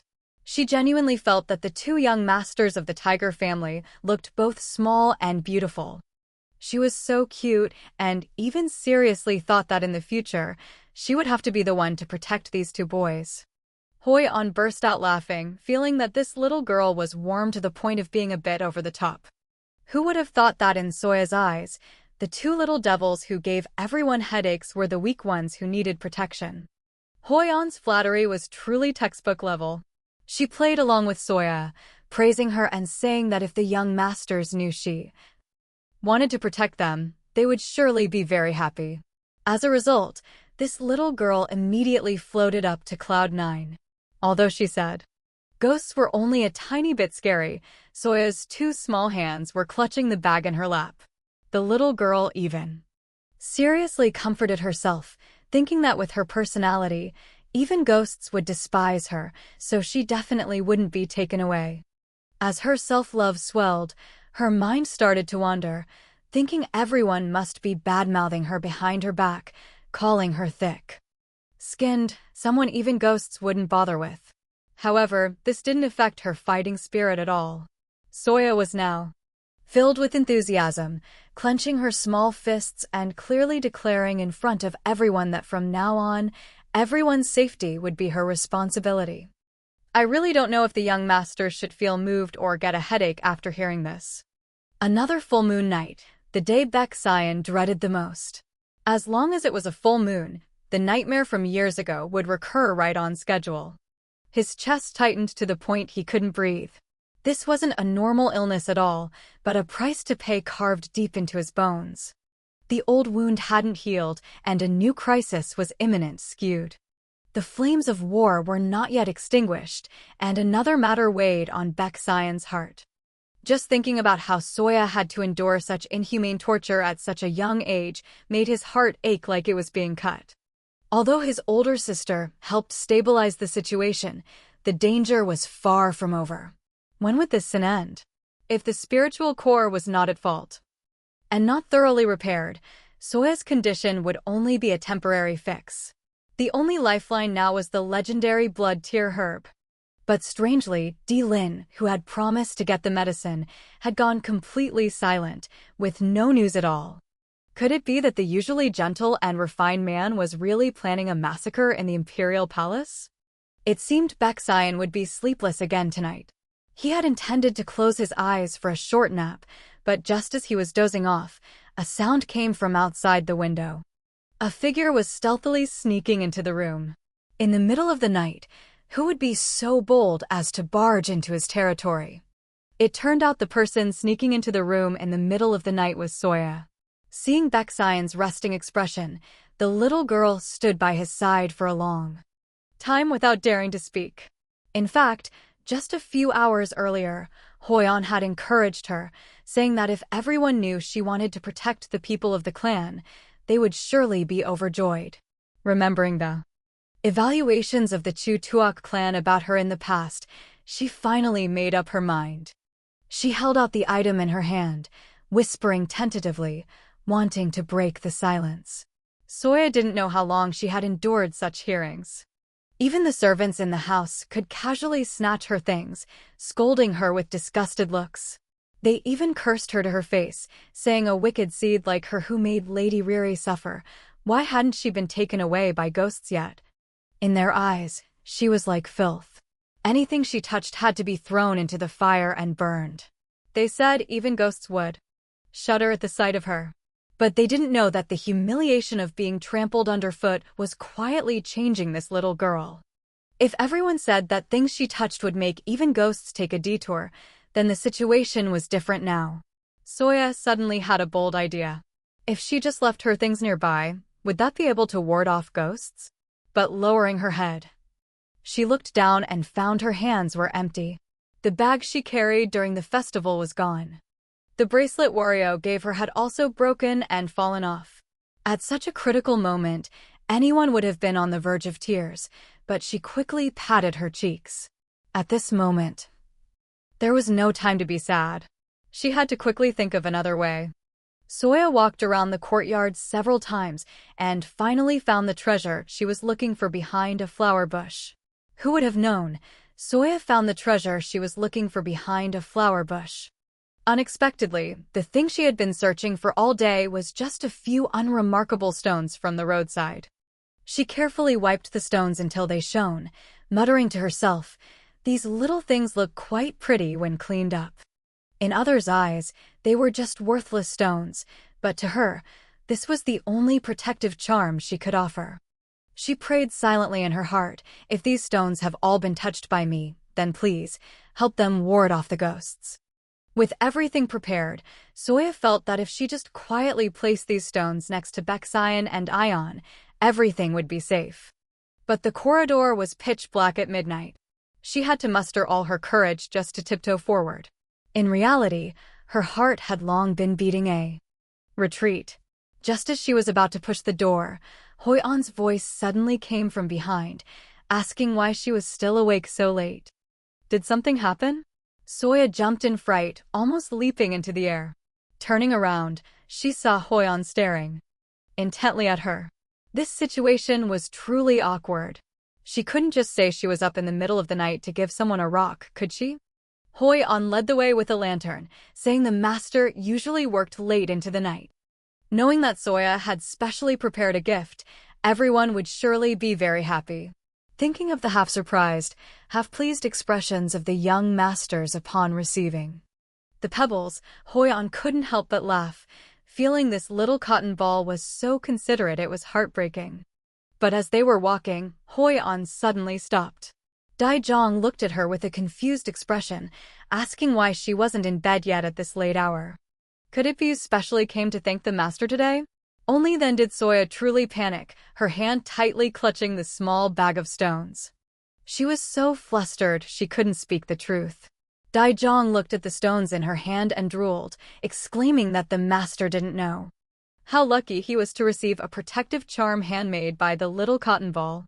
As she lamented, she deliberately put on a pitiful act, whining that she was actually terrified of ghosts too, so why didn't anyone give her one? Soya had never seen such a performance. She quickly took it seriously, patting her chest and promising to make one for Daijong later. Daijong's face lit up upon hearing this. She held out her pinky, demanding a promise to seal the deal. Soya also obediently hooked pinkies with her.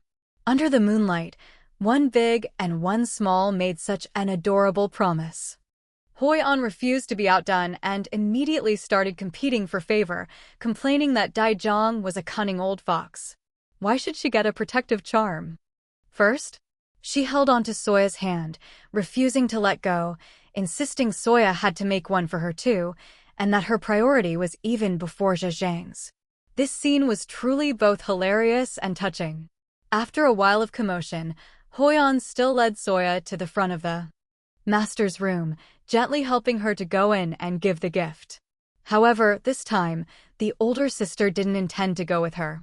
She wanted Soya to try facing the stern master by herself. Soya took a deep breath, clutching the small cloth bag in her hand. What happened next all depended on her. An indescribable majesty. But as she got closer, she realized the master was leaning back in his chair, fast asleep. It seemed he was leaning back in his chair, fast asleep. It seemed that he had been truly exhausted lately. Soya stopped in her tracks, not daring to make a single sound for fear of waking him.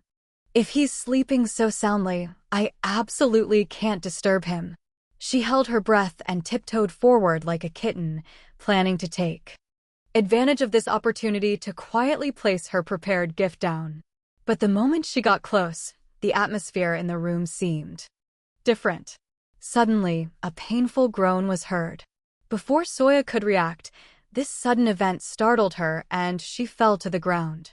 Disregarding the pain, she quickly knelt and repeatedly apologized, thinking her clumsiness had woken him up. But when she looked up, the sight before her left her completely stunned. Soya was flustered, her mind in a jumble. Had she been a step too late? Had those evil spirits already gotten to him? Looking at the unconscious master, she was completely plunged into despair. What should she do now? The whispers of demons echoed in the room, roaring that they had succeeded. Master Baeksein frowned in pain, clearly enduring immense suffering, though her whole body was frozen with fear. Soya stood firm, protecting him. She shouted, pleading with the invisible monsters not to bully Master Baeksein. As she yelled, she clutched the protective charm in her hand. It was her only hope. And in that moment, a miracle truly happened. The ordinary little cloth bag suddenly burst with a dazzling pink light. In an instant, the light illuminated the entire room. Even Soya was stunned. Could it be that her eyes were playing tricks on her? She stared at the room, which had returned to its original silence, completely unable to believe what had just happened. Who would have thought that the protective charm made by Soya's own hands could actually drive away evil spirits? She shouldn't say anything. Was excitedly taking credit, but Hoyeon suddenly froze. She stared at her hand. It was bad. Soya's palm was completely scraped. This wound didn't look light. Although Soya said it was from falling earlier, this scrape still felt unusual. Strange. Last night was clearly a waning moon with the heaviest yin energy. Not only was Baeksein unharmed, but he also had the best night's sleep in years. Daijong pushed open the door. She was about to step forward to serve him when she saw Baeksein. He was just staring at the purple cloth bag on the table, dazed. Isn't this what that little cotton ball left behind?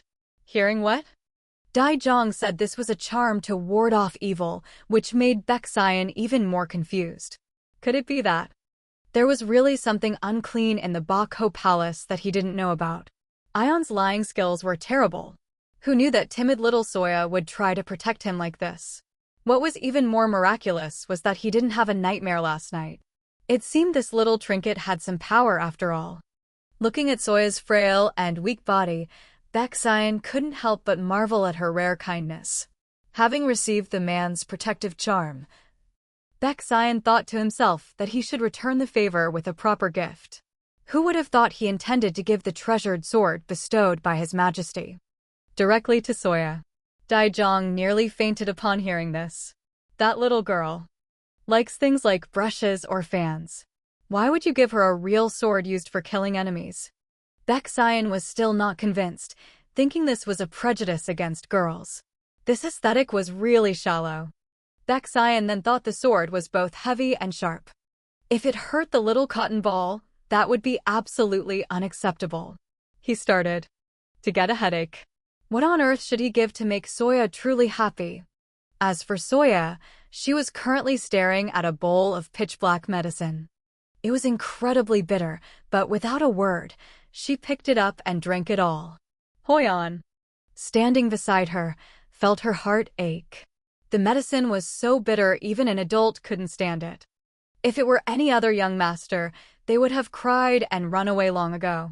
But Soya not only didn't complain, she obediently drank it all.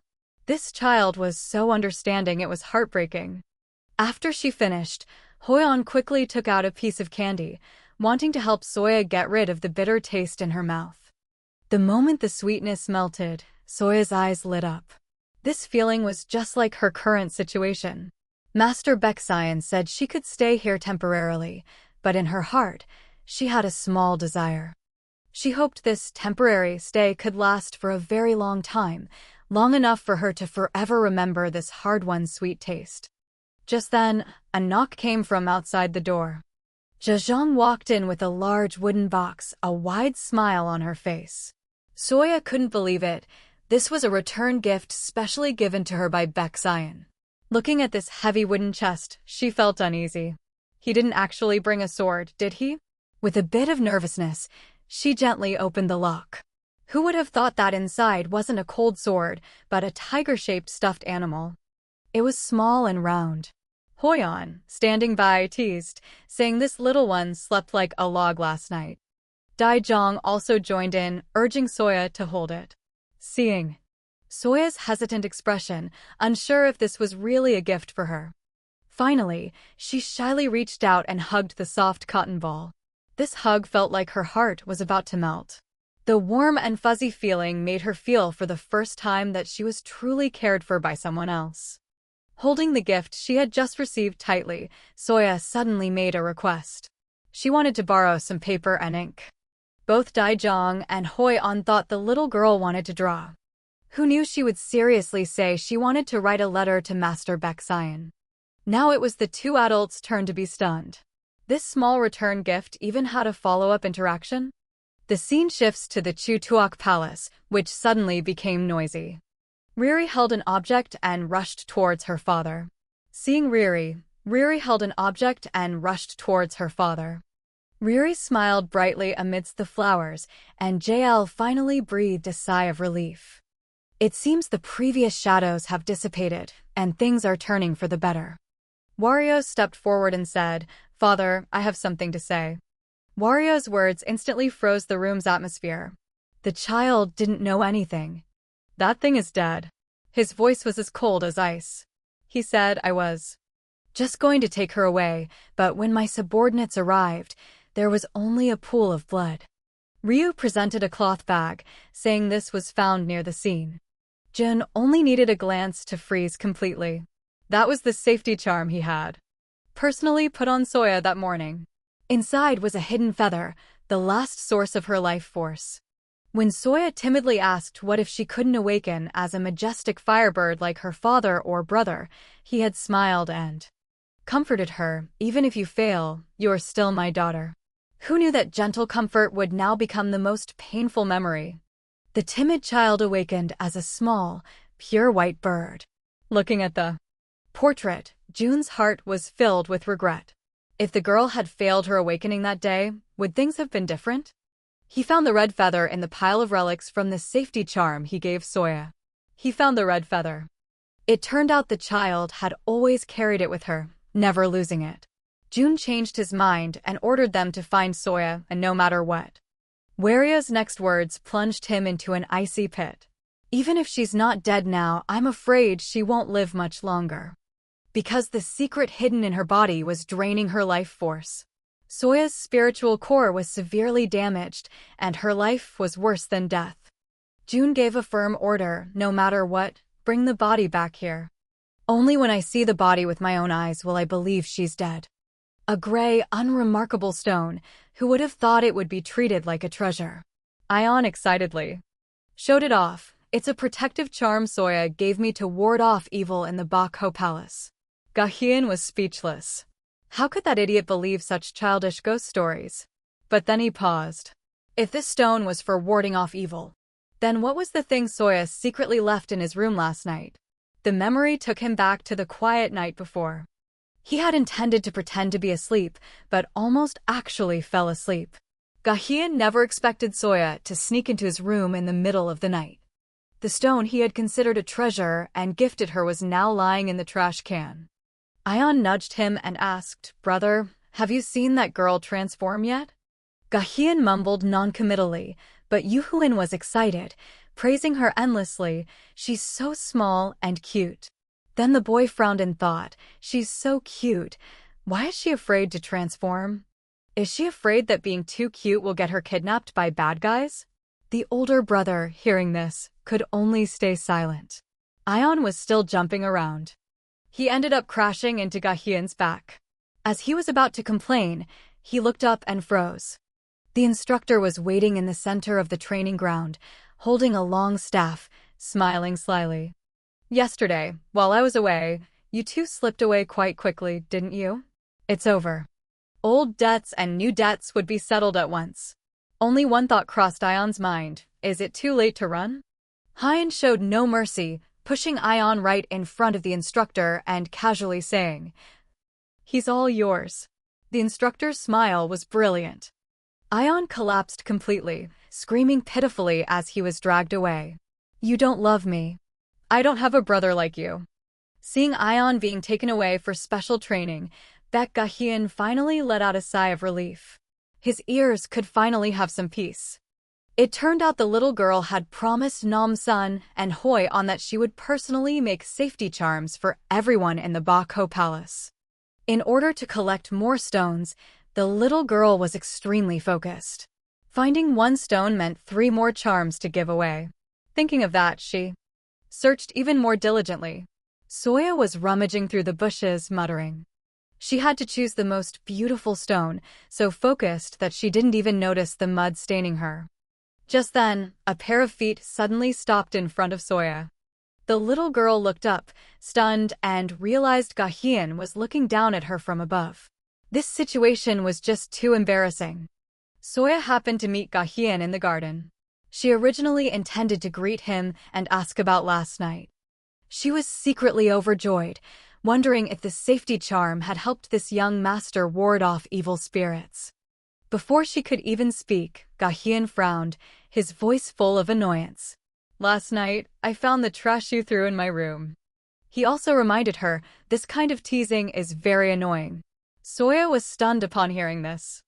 The safety charm she had meticulously prepared had turned into trash? The tone of her meticulous song is beautiful. Gahyun's tone was as cold as ice, warning Soya to know her place. In the future, without permission, she was absolutely forbidden from entering his room. In his eyes, Soya was still just an outsider. Hearing those words, Soya didn't retort, just lowered her head and whispered an apology. Her aggrieved look made the surrounding air feel thick. Gahyun looked at her and suddenly felt an unexplainable irritation. He was clearly just telling the truth, so why did it feel like he had done something wrong? This indescribable guilt made him not want to stand there for another second. He curtly bid farewell and quickly turned away. Soya was still in a daze, wondering if it was because the safety charm looked too much like a rock that Gahyun disliked it so much. She wanted to find a more proper gift to apologize, but after searching all over, the most valuable thing she had was the stuffed tiger Baeksayan had given her. The more she thought, the more troubled she became.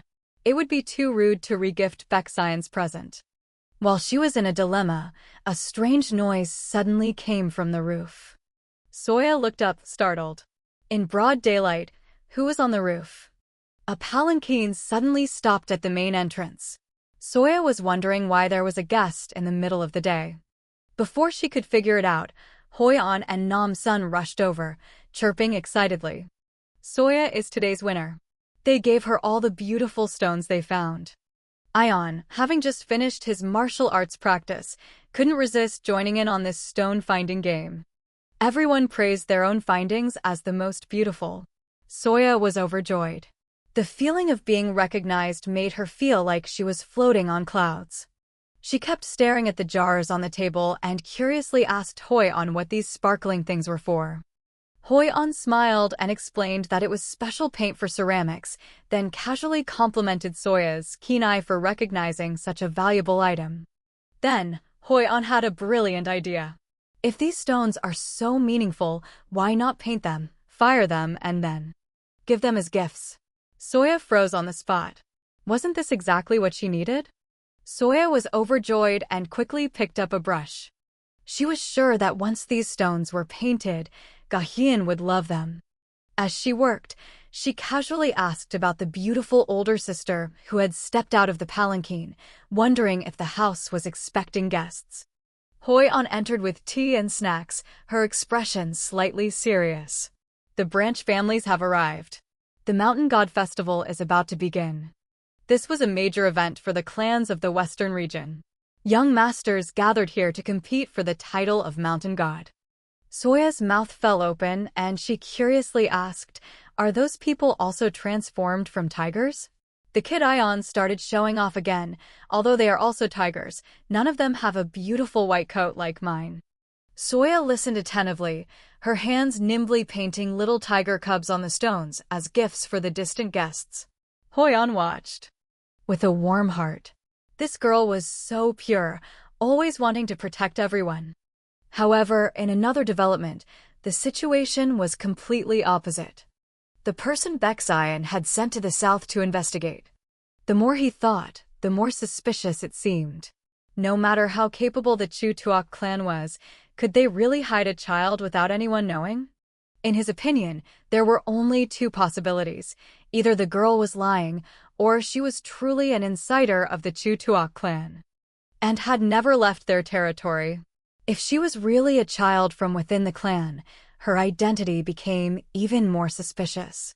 Suddenly, a thought flashed through Baeksayan's mind. It seemed Jun also had a daughter of that age. He immediately asked if Jun had a daughter, and if it was possible that Soya was a descendant of the Chu Tuok clan. Daijong immediately shook her head. How could that be? Although their ages match, the eldest young lady of the Chu Tuok clan is someone else. The child recently added to the family register is named Riri. She is the real daughter. So, what was the identity of Soya, the child relentlessly pursued by the Tam Tuco? Baeksayan began to speculate that Soya might just be a servant with a special status within the Chu Tuok clan. But that didn't stop him from being captivated by Soya's letter. He even found her handwriting incredibly cute. Daijong bluntly threw cold water on him. Don't forget, she's from the Winged clan, completely different from our Bakho clan. Seeing Baeksayan's dazed expression, Daijong was truly annoyed. He hadn't touched the pile of official documents on his desk, his eyes glued to her letter. Now the mighty young master of the Bakho clan looked completely love-struck, turning into a lovesick fool. Daijong suddenly reminded him that the Mountain God Festival was ending soon. The matter of Soya's residence needed to be decided quickly. Those words filled Baeksayan's mind with images of her life. The little girl, carrying a small basket, so cute, even ran over to greet him. Who could refuse such an adorable little cotton ball? However, Baeksayan was curious. Soya ran over from afar. What treasure was in that little basket? Soya was truly a man. The little girl was very attentive to detail. She took a protective charm from her basket and gave it to her. She gave it to Daijong and even drew a red fox on it herself. Daijong was very moved, but Baeksayan beside her was green with envy, silently cursing Daijong as a cunning fox. He jealously reminded Soya that she didn't need to be nice to this wicked fox. But Soya was prepared, smiling as she took out another charm, saying this was a special gift just for Baeksayan. A moment ago he was scowling, now Baeksayan was overjoyed. He said, "Why go to all this trouble?" But his hand had already reached out to take it. But just then, as Baeksayan looked at the gift in his hand, the atmosphere suddenly became a bit awkward. He frowned and asked Soya, "Why did you give me a cat?" Soya looked aggrieved and said softly, "It's not a cat, it's a tiger." Seeing Soya on the verge of tears, Baeksayan immediately froze. The scene was incredibly awkward. Daijong, standing beside him, laughed, mocking that the drawing was lifelike and casually wondered if Baek Sion's eyesight was failing. To appease Soya, Baek Sion quickly tried to salvage the situation. My eyesight has been bad lately. It's really bad. Looking closely, it's indeed a majestic tiger. She was very naive and, hearing Baek Sion's words, became worried, fearing his condition was serious. Seeing this tactic worked, Baek Sion immediately played along. It's very serious, so the little cotton ball must visit me often in the future. Soya was still a bit skeptical. Will my visits really help? Daijong beside them chimed in. As long as the young lady comes, this gloomy study will brighten up. Hearing this, Soya felt even more pressure, muttering, I haven't even awakened my superpowers yet. Her serious expression was both funny and heart-wrenching. Realizing Soya's concern, Daijong quickly comforted her, smart beast children, even before awakening their powers can help people with their innate energy. These words finally helped Soya regain her confidence. The little girl said goodbye. Carrying her small basket down the corridor, she muttered calculations, having given away almost all her safety charms. Now only a few were left in her basket. She silently prayed that the second young master would also like this gift. However, before she arrived, a shout rang in her ears. Hey, where did you come from, kid? The sudden attack left the already timid Soya even more stunned. A person calling herself Arung was hostile from the start, pointing at Soya's nose and rudely asking where she came from, while also mocking her for not looking like a tiger at all. Soya was dumbfounded by the questions. Looking at the other person's clothes, she guessed she must be an honored guest for the Mountain God Festival. She quickly introduced herself, saying she was brought back by Lord Baek Sion. As soon as Baek Sion's name was mentioned, Arung's eyes widened. This young lady scrutinized Soya from head to toe and then asked, So you're the cotton ball occupying the West Room, huh?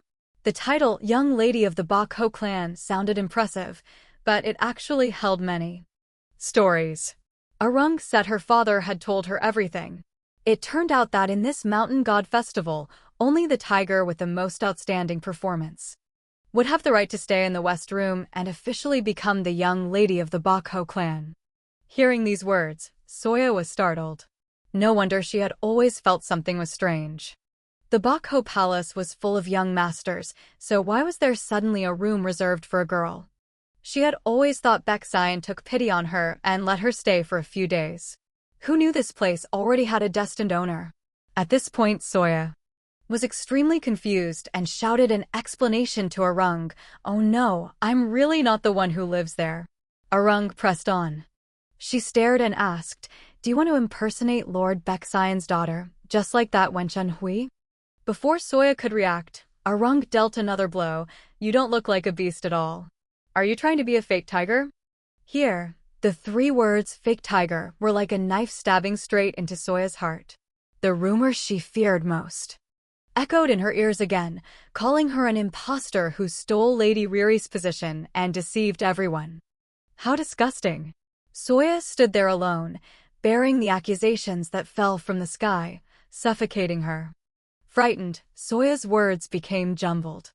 She stammered that she had no intention of taking anyone's place. Seeing Soya's state, Arung also panicked and approached her, asking if she was sick to suddenly act so strange. Just then, a cold voice came from behind, stopping their actions. What are you two doing? CEO fanned herself with a round fan, her sharp gaze on Arung. A single sentence revealed her identity. This was CEO of the Bok Ho clan. CEO said coldly, I was expecting to compete fairly with you for the position of master of the West Room. I never expected you to bully a child who isn't even a tiger. I'm so disappointed. Hearing this, Arung panicked. She shouted, I didn't do anything, I was just talking to her.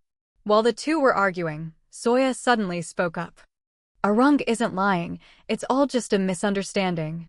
Soya explained that Arung wasn't bullying her, but that she herself suddenly felt dizzy and tired. Hearing Soya's words, CEO stared at Arung for a long time before finally lowering her harsh tone. Arung quickly fled but didn't forget to look back and say, "Next time, don't you dare pretend to be sick in front of me again." After Arung was gone, CEO turned to kindly check on Soya, who quickly thanked her and reiterated that Arung hadn't bullied her, it was just a misunderstanding. CEO smiled and frankly introduced herself, saying that if Soya had any difficulties in the future, she could come to her. You even picked up the small basket from the ground and personally handed it back to Soya, warming the little girl's heart. She looked at the kind older sister, thinking that a good person like CEO must also be here hoping to join the Bakho clan. For the first time since stepping into this cold palace, Soya felt the warmth from a friend her own age. Soya. After seeing CEO off, she sat alone on the porch, hugging her knees. All the previous noise and excitement had vanished like sea foam. Soya once again thought about the word temporarily that Master Baeksayan had used. She understood that this place would never be her home. When its true owner returned, it would be time for her to pack her bags and leave the Bakho palace. But after leaving here, where could a weak, lonely little girl like her go? "It's so strange," Gahyun muttered, leaning against the window. "Around this time, there should be a man. That Soya girl should be wandering around here. Why haven't I seen her these past few days?" To get Soya's attention, he even went to the trouble of cleaning the stone and placing it in the most conspicuous spot. This isn't right. Why am I so concerned about that brat? He had so many important things to do, yet his mind was full of the little girl. He was lost in thought when a voice from behind pulled him back to reality. "Young master, the Nanho clan has sent an invitation for tea." Gahyun was about to use this as an excuse to go out and check out the leaders of the other clans. But before he could finish his sentence, his eyes were drawn to something. It was a stone protective charm with a small fox painted on it in the servant's hand. The servant's face beamed as he showed it off, saying the girl had painted it herself as a gift to ward off bad luck. Hearing this, Gahyun felt a bitter taste in his mouth. He couldn't believe she had also given one to a servant. Did she like him more? The servant didn't notice the unusual atmosphere and innocently asked, "Young master, did you not receive one?" Gahyun pouted and replied, "I've had that piece of junk for a long time, and I got it before you did." The servant's next words were like salt in his wound. "Oh, yesterday the girl picked up a pile of stones, painted them, and gave them out to everyone. Everyone got one, even the guests." Gahyun thought he was special, but it turned out to be a mass-produced gift, with the same pattern as the Lord's. And his. How humiliating. Gahyun didn't want to hear anymore. He turned away with a dark expression. The servants still followed behind, making excuses for Soya, saying she was probably still sick. "She forgot to prepare a special gift for you." Gahyun snapped enough, then slammed the door, leaving the servant standing bewildered outside. In a fit of anger, as soon as he saw Soya, harsh words poured out like a flood. He said he didn't know at all. He didn't care about these broken stones and urged the little girl to take them away quickly. Soya was frozen to the spot, unable to imagine that the gift she had painstakingly prepared would be so pathetic in his eyes. Before Gahyun could react, she spun around and ran for her life, mumbling nonstop, "Sorry, I bothered you." Watching her small figure disappear, Gahyun's arm was left hanging in midair. He knew better than anyone that the words he had just spoken were not what he truly felt. Now it was all for nothing. He stood frozen on the spot, speechless for a long time. Soya was terrified. Luckily, she had overheard Gahyun's conversation with the attendant, otherwise she would have angered him again. He probably really didn't like these broken stones. Although a little hurt, Soya still wanted to make a proper safety charm to give to Gahyun before leaving the Bakho palace. As she was thinking about what to give, a childish roar echoed from a distance. It sounded like children arguing. Soya turned and saw two little tiger cubs bickering loudly, which made her anxious too. The two children argued fiercely. The little girl Arung had a sharp tongue, mocking Ion as a fool no one would want, and vowing she would never marry into the same family as him. Ion was no pushover, immediately roaring back. The tension was as tight as a bowstring about to snap when Soya's voice unexpectedly rang out. "Who's there?" Ion was furious, silently cursing whoever interrupted at such a crucial moment. But when he turned around, he froze completely. Seeing Soya, Ion's aggressive demeanor vanished in an instant. He joyfully shouted, "Little cotton ball," forgetting all about the earlier argument. The ferocious little white tiger from a moment ago was now wagging its tail and rushing over. He really changed his tune faster than flipping a pancake. Arung followed closely, still shouting, ready to pounce on Soya. Ion was terrified and, without a second thought, threw himself in front of Soya to shield her. The three kids tumbled together. Ion roared angrily, glaring at Arung and asking if she was crazy, nearly hurting the little cotton ball. The once arrogant young lady was now silent, sitting on the ground, not daring to make a sound, afraid she had caused a big problem. In the end, Soya had to step in to mediate. She dusted herself off and smiled, saying everyone was fine, trying to ease the tension. Soya's gentle approach was the perfect counter to these little tiger cubs.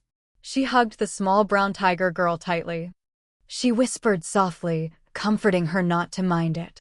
The rebellious little girl from before was now quiet. Though she said, "Who cares?"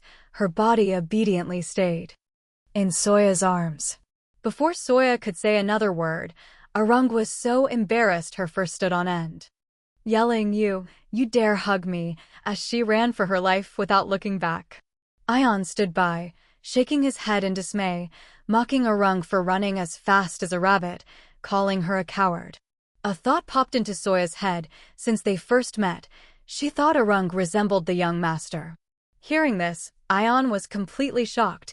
He couldn't believe that in Soya's eyes, he was just like that other tiger. What an insult.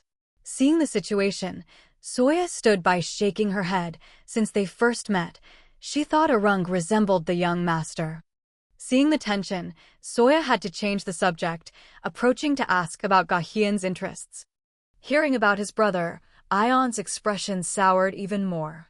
He pouted and sulked, saying ever since he was thrown to his master, his brother hadn't paid him any attention. Who had time to care about the interests of that heartless guy? Seeing Ion grumbling, Soya immediately guessed he was sulking. She timidly asked if he was still upset about what happened earlier. Ion turned his face away. His pouting look was truly amusing.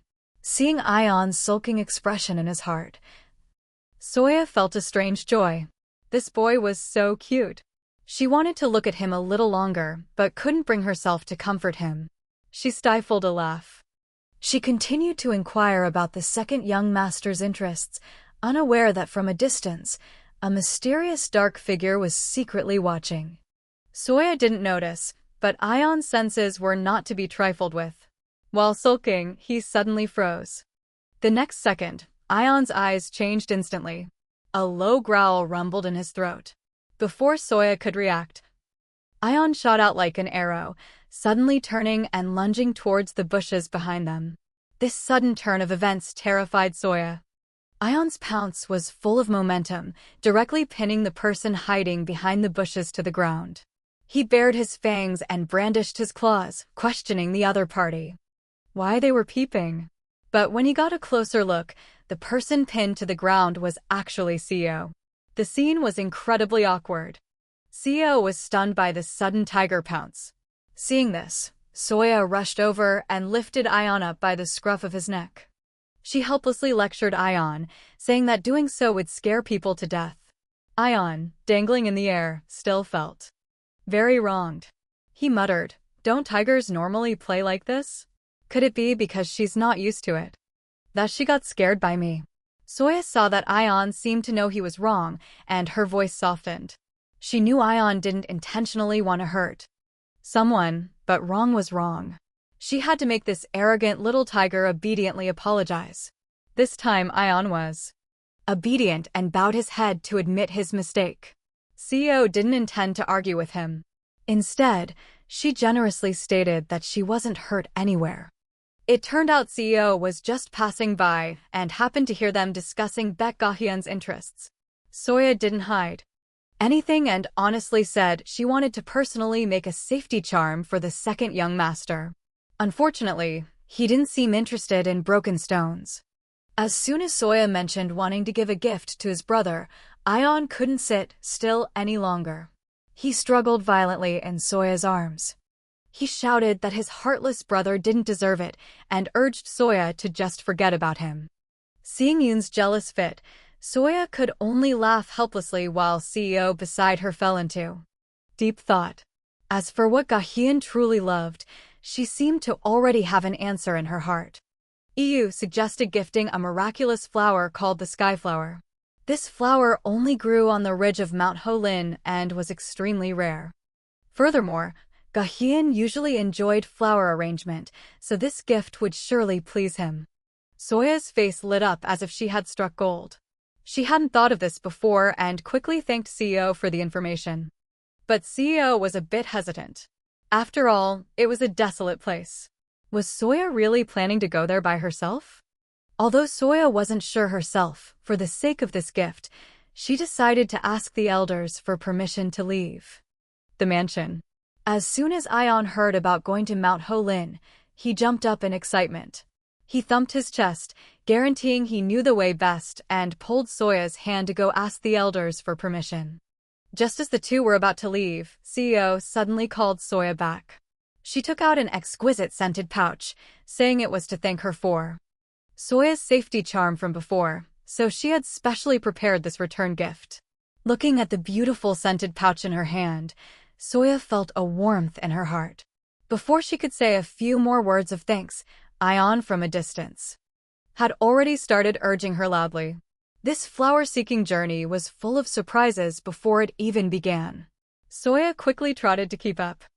Ion, CEO softly said goodbye, her eyes following Soya's footsteps. Along with a "see you later," the lively courtyard suddenly fell silent. A gentle breeze swept by, carrying fallen yellow leaves. CEO stood there alone, looking in the direction Soya had left. The smile on her lips slowly faded, replaced by an emotion that was hard to name. A few old stories are slowly resurfacing. The child slept soundly, completely unaware of the storm brewing outside. Ga-hyun rubbed his eyes and called out, "Father." Baek-seon stood up and started to stand up. Standing beside him, he smiled and said, "Ga-hyun, you're up early today." Seeing the young man, his father was about to leave, and Ga-hyun's heart was filled with reluctance. This trip would likely last until late at night. Baek-seon patted his head and said, "Don't worry, I'll be back soon. When Seon and I part ways, I'll be back. Your brother isn't here, so I'm leaving the Bakho Palace in your care." Ga-hyun puffed out his small chest and promised, "Father, rest assured, I will definitely protect this place well." Daijong, standing beside them, sighed, "Young Master Ga-hyun is only happiest when he's with you." But Baek-seon just shook his head with a smile, "I'm not so sure. Lately, that boy's mind has been completely on that little girl." Daijong was stunned. "You're talking about young Master Ga-hyun? It's clearly young Master Ion who clings to Lady Soya more." Baek-seon looked into the distance, his tone calm as if he had seen through everything. "There are some things only a father can see. My second son, though he appears cold, is actually more sensitive than anyone. As long as that girl is present, even if he acts aloof, his eyes never leave her for a second." Seeing Ga-hyun's expression of both wanting to get closer and pretending not to care, the father already had his answer. If it was that little girl, perhaps she could truly melt the rigid iceberg in Ga-hyun's heart. Under the moonlight, Baek-seon smiled contentedly. It seemed that the future of the Bakho Palace would be completely changed by this little girl's appearance. Soya looked at everything before her and couldn't help but exclaim in amazement, "This is so beautiful." Hoi-an smiled and handed her a bundle. "This is a special lunchbox I prepared for the young lady. You must remember to eat it when you're hungry." As soon as she opened it, the rice ball inside was shaped like a little tiger cub, so cute she couldn't bear to bite it. Soya looked stunned, not expecting such a pleasant surprise. This thoughtful gesture made the tense atmosphere suddenly warm. Hoi-an hugged Soya tightly, completely unwilling to let go, her mouth constantly muttering, "If I'm not by your side, what will the young lady do?" It turned out that according to the rules, before the Mountain God Festival, each clan had to send someone to patrol their territory. Namsan of the Green Wolf clan was already preparing to leave. Hoi-an was also supposed to represent the Red Fox clan, but she had to stay and guard the Bakho Palace, so there was no way she could be by Soya's side. Seeing Hoi-an so anxious she wanted to postpone her departure, Nam Xian standing by could only sigh helplessly. It was because she was worried the young lady would have a hard time traveling. Even though she was a million times worried, rules were rules. Am Sun took out his most precious treasure, the secret treasure of the Green Wolf clan, the Wind Pearl, and personally put it around Soya's neck. This Wind Pearl was no ordinary item. It could protect Soya on her journey, ensuring her safety and revitalizing her feet. Soya was a bit hesitant to accept. "Such a precious item, are you really lending it to me?" Sun smiled gently, "Of course. Consider it a return gift for the stone charm from before." With the protection of the Wind Pearl, Soya could finally walk more steadily on the road ahead. Hoi-an was still worried, reminding her again and again to be careful. Soya was full of confidence, promising to be back before sunset. Just then, Ion rushed in, calling out a greeting, asking if everyone was ready. The one accompanying him also hurried to bow. Today's mission would be her responsibility, to escort Lady Soya. Nam Sun pulled Suri aside and instructed her endlessly, "If Lady Soya gets tired, you must carry her immediately." Suri thumped her chest and replied decisively, "Don't worry, I guarantee I'll take good care of the young lady." "Then let's set off." The three happily said their goodbyes and officially began their patrol of the territory. After walking some distance into the mountains, Suri carefully turned her head to ask the young lady if her feet hurt. Soya smiled and shook her head, "Not at all. Thanks to the Pearl Lord Nam Xian gave me, walking is incredibly easy." Su Lin finally breathed a sigh of relief upon hearing this. It seemed this treasure was truly useful. Ion transformed into a little tiger cub, frolicking on the grass. Suri, walking behind, smiled and explained, "The young master hasn't been out to play in a long time. He's very excited right now." The tiger cub ran while looking back, calling out, "Little cotton ball, hurry up and follow. There are many beautiful flowers ahead." Crossing the forest, the scene before them made Soya pause. Flowers were blooming all over the mountains, just like a painting. While admiring the view, she suddenly pointed not far away and called out, "Look, there seems to be something there." Soya held the drawing and carefully compared it, finally finding a flower in the dense bushes. This must be a flower. It was the legendary sky flower. She excitedly approached and asked Ion, "Young master, look quickly. Is this the flower we're looking for?" Who would have thought Ion had no intention of studying it, opening his mouth wide and swallowing the flower whole in one gulp. This scene left Soya and Suri stunned. The treasure they had worked so hard to find was just eaten like that. Ion smacked his lips, seeming to still be savoring the aftertaste. "This flavor seems a bit off." Just as Ion swallowed the flower, Soya, standing beside him, made a new discovery. She carefully lifted a blue flower stem. This was the real skyflower. Suri couldn't help but praise, "Little cotton ball, you're amazing.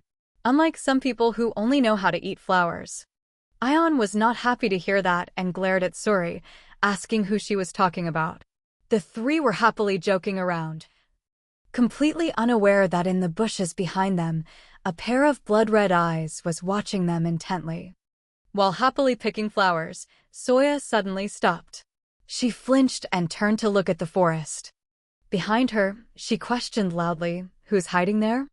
Besides the wind rustling the leaves, there was no other sound. Suri and Ion also looked bewildered, having no idea what was happening. Soya muttered to herself, suspicious.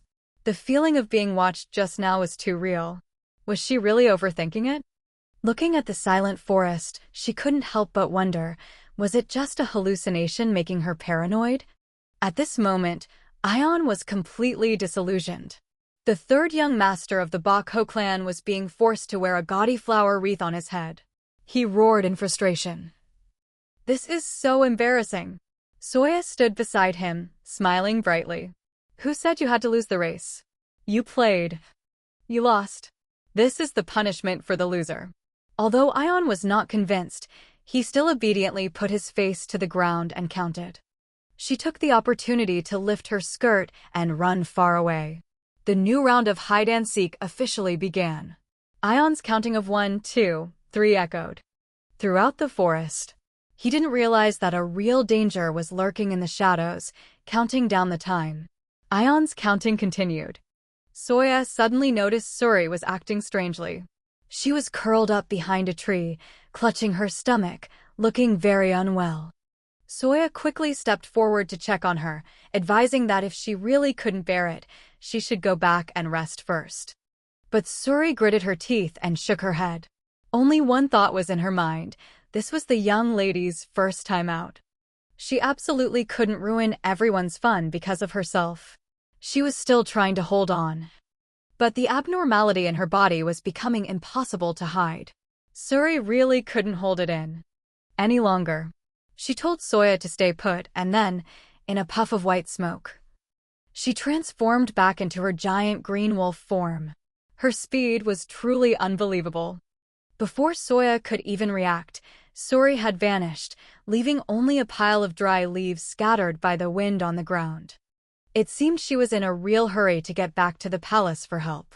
Soya stared blankly for a long time before remembering the main issue. Ion was still waiting in the forest. She walked alone into the depths of the forest, not noticing that something seemed to be slowly approaching from the forest behind her. The atmosphere in the forest suddenly changed. Several fierce, red-eyed wolves had surrounded Soya without her knowing. They were drooling, baring their fangs, clearly starved. Soya was completely bewildered. Master Beksayan had clearly promised that the wild beasts on this mountain would absolutely not attack people. Following the roar of the lead wolf, Soya finally snapped back to reality. Now was not the time to dwell on reasons. If she didn't run, she would really die. Only then did Soya truly become paralyzed with fear. The howling of wolves from all sides grew closer. She could only clutch the corner of her shirt, frozen in place, helpless. Soya's mind was in a turmoil. She wanted to find Ion, but was afraid of leading this ferocious wolf pack to him. In that moment, she found Ion. Faced with this dilemma, she suddenly remembered the treasure she carried with her, the wind pearl given by Nam's son. Soya desperately ran deeper into the forest, thinking that if she was fast enough, she could shake off the beasts behind her. But she still underestimated the speed of the wolf pack. The red-eyed monsters were instantly on her heels. It was over. There was no way to run now. Seeing the large rock ahead, Soya decided to take a gamble. If she could just climb on top of it, this pack of beasts wouldn't be able to do anything to her. She quickly urged the wind pearl in her chest, and with its miraculous power, she clumsily scrambled to the top of the rock. Looking down at the wolves below, who could only stare, she finally breathed a sigh of relief, feeling she was safe for now. However, before she could catch her breath, the sight that appeared in the distance completely terrified her. They exuded a thick, evil aura. The ferocious wolf pack from before now cowered and retreated, looking as if they were terrified of something. Before Soya could even think about what was happening, the ground beneath her feet suddenly shook violently. The tremor was so strong she couldn't stand firm. Before she could regain her balance, she lost it completely. This wasn't a rock at all. Soya took a closer look, her body frozen in fear.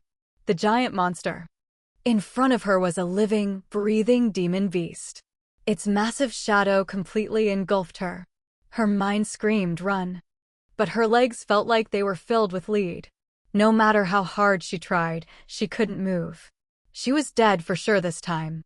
Just as Soya thought she was about to die, the giant monster before her began to convulse like mud, leaving her frozen on the spot.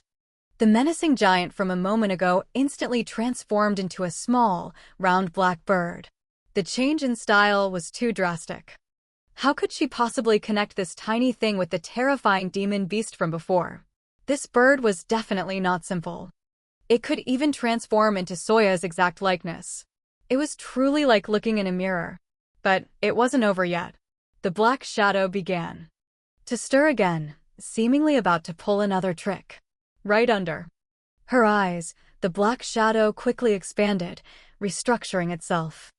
In an instant, it transformed into a majestic little tiger cub with a familiar blue cloth band tied around its leg. Seeing this little tiger cub approach step by step, Soya's heart leaped into her throat. Who knew what it was about to do? But unexpectedly, this tiny creature tilted its head and let out a sweet, endearing cry to her. Before she could regain her senses, this little tiger cub lay down on the spot, exposing its belly. Its 4 paws were in the air. This cute, fawning behavior had none of the demon beast's shadow from before. After a while, it turned out this little creature was trying to win her over. Only then did Soya breathe a sigh of relief. She sat down, a little embarrassed, and apologized to it. It turned out she had mistaken her savior for a monster. It wasn't until she saw the large beast tracks on the grass that she fully understood. It turned out the terrifying standoff from before was entirely because this little creature was desperately protecting her, keeping the wild beasts of the forest at bay. This filled Soya's heart with a wave of warmth. Soya was busy apologizing to the little tiger cub, her heart still full of questions. Could this seemingly harmless little creature be the mysterious stalker from before? Soya herself couldn't figure it out. What special power did this little creature have to be able to mimic her appearance so perfectly? But she didn't know that her strange power was linked to a cruel transaction from 8 years ago.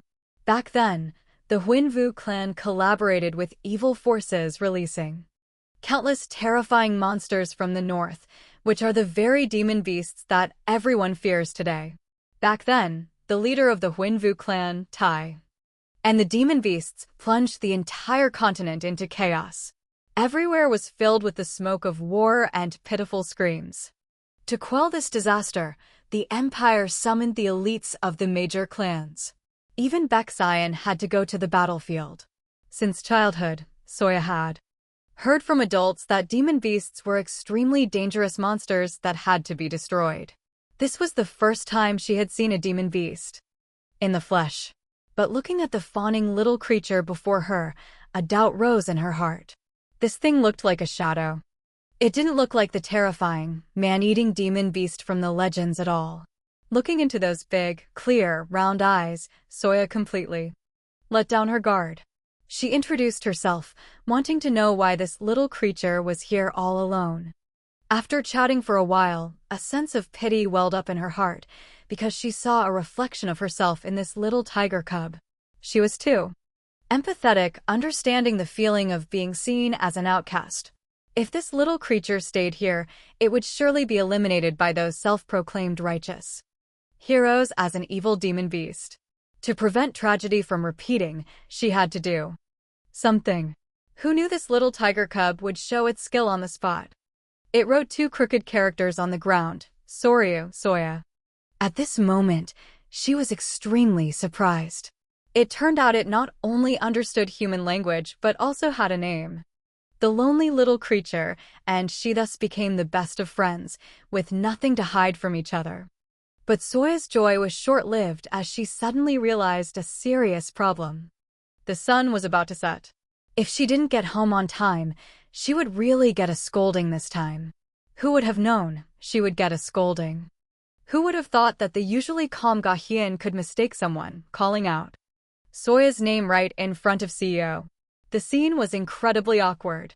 CEO quickly explained in a low voice that she only bore a slight resemblance and was not the person he held dear. Although Gahian still had a smile on his face, the words that came out of his mouth suddenly changed their tone. He reminded CEO to mind her place, lest others misunderstand and think she had improper ambitions. This wasn't a lesson in etiquette, it was a clear warning. Stay away from that room. Inside, Gahyun's heart was pounding. Looking at his reflection in the teacup, he felt his words had truly hit the mark. Perhaps he should be gentler with her. But just then, he suddenly realized something was wrong. According to her usual habit, that person should be nearby at this time. Why hadn't he seen her all day? Gahyun suddenly shot up, the worst thought flashing through his mind. Before, could it be that the girl left the Bakho palace because of his words? The attendant following closely behind asked, "Young master, why are you suddenly in such a hurry?" Gahyun couldn't stop at all. He searched everywhere but couldn't find her. Where on earth did she go? Only then did the attendant realize, "Are you looking for that little cotton ball?" Gahyun was extremely anxious. Normally, she would have been out for a walk by now, but today he hadn't seen her all day. The attendant also realized it. Thinking back, today was indeed unusually quiet. The more Gahyun thought, the more uneasy he felt. Whether it was her morning walk or her afternoon playtime, she didn't appear. He directly pushed her against the door and barged in. Hoi-an jumped in fright. "Young master, why did you suddenly come here?" Gahyun got straight to the point. "Where's Soya?" Hoi-an answered honestly. "The young lady went to Mount Holin for an outing but still hasn't returned. That mountain isn't dangerous. Besides, Suri went with her, so the young lady should be fine." Before she could finish, Suri returned alone, dejected. Hoi-an shrieked in fear. "Why are you here? Where are the young lady and Ion?" She stammered an explanation. "I suddenly had a severe stomachache. I thought they would take care of each other, so I came down the mountain to rest for a bit first." As soon as Gahyun heard this, he exploded. "What? You left the two of them alone on the mountain?" The attendant and Hoi-an followed closely behind, desperately trying to keep up. "Young master, please slow down." The attendant tried to reason with him. "I know you're worried about the little cotton ball, but you're being a bit too tense. Isn't that Ion?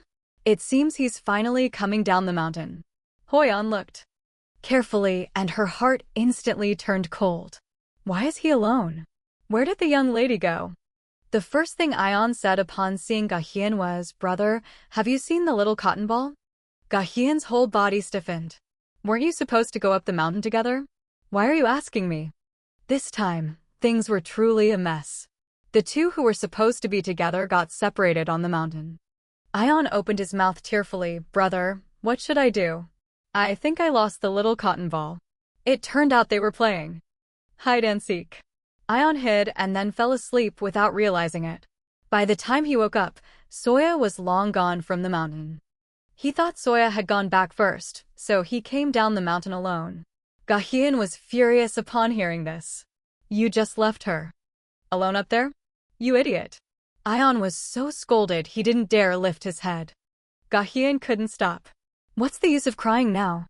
If something happens to her, you won't even have time for regrets." Ion was consumed by self-blame. It was all his fault. The little cotton ball's life was now uncertain. Gahyun said nothing. Hoi-an was desperately trying to comfort him. "Young master, don't worry too much. The young lady will definitely be fine." The attendant also chimed in. "The wild beasts on this mountain are always gentle. Soya might just be lost. If we go look for her now, we can definitely bring her back." But in his heart, Gahyun knew things weren't that simple. He was the heir to the Bakho bloodline, yet he couldn't smell Soya's scent at all. This was too strange. The mountain forest was clean, without a single trace left behind.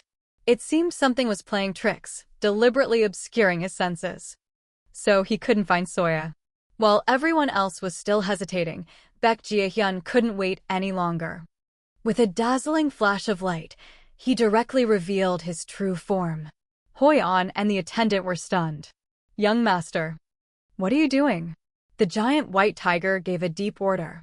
"It's already dark. I'll go the rest of the way alone. You all return to the palace immediately." Before anyone could react, he leaped into the darkness. It seemed that to find Soya again, Gahyun was truly determined to go all out this time. Soya hid alone under a large tree, still clinging to a last sliver of hope. She remembered Ion once said that a tiger's nose was very sensitive and could track a scent from any distance. But the sky grew darker and the mountains colder. Soya shivered and sneezed repeatedly. She began to feel that this mountain was truly too vast. Ion probably couldn't find this place. Just then, she noticed the scented pouch that had fallen beside her. It was the treasure CEO had given her, but now it was cracked. Soya was stunned. No wonder they hadn't found her. It turned out this scented pouch was the problem. This was trouble. Without the guidance of the scented pouch, would she really be trapped to death in this wilderness?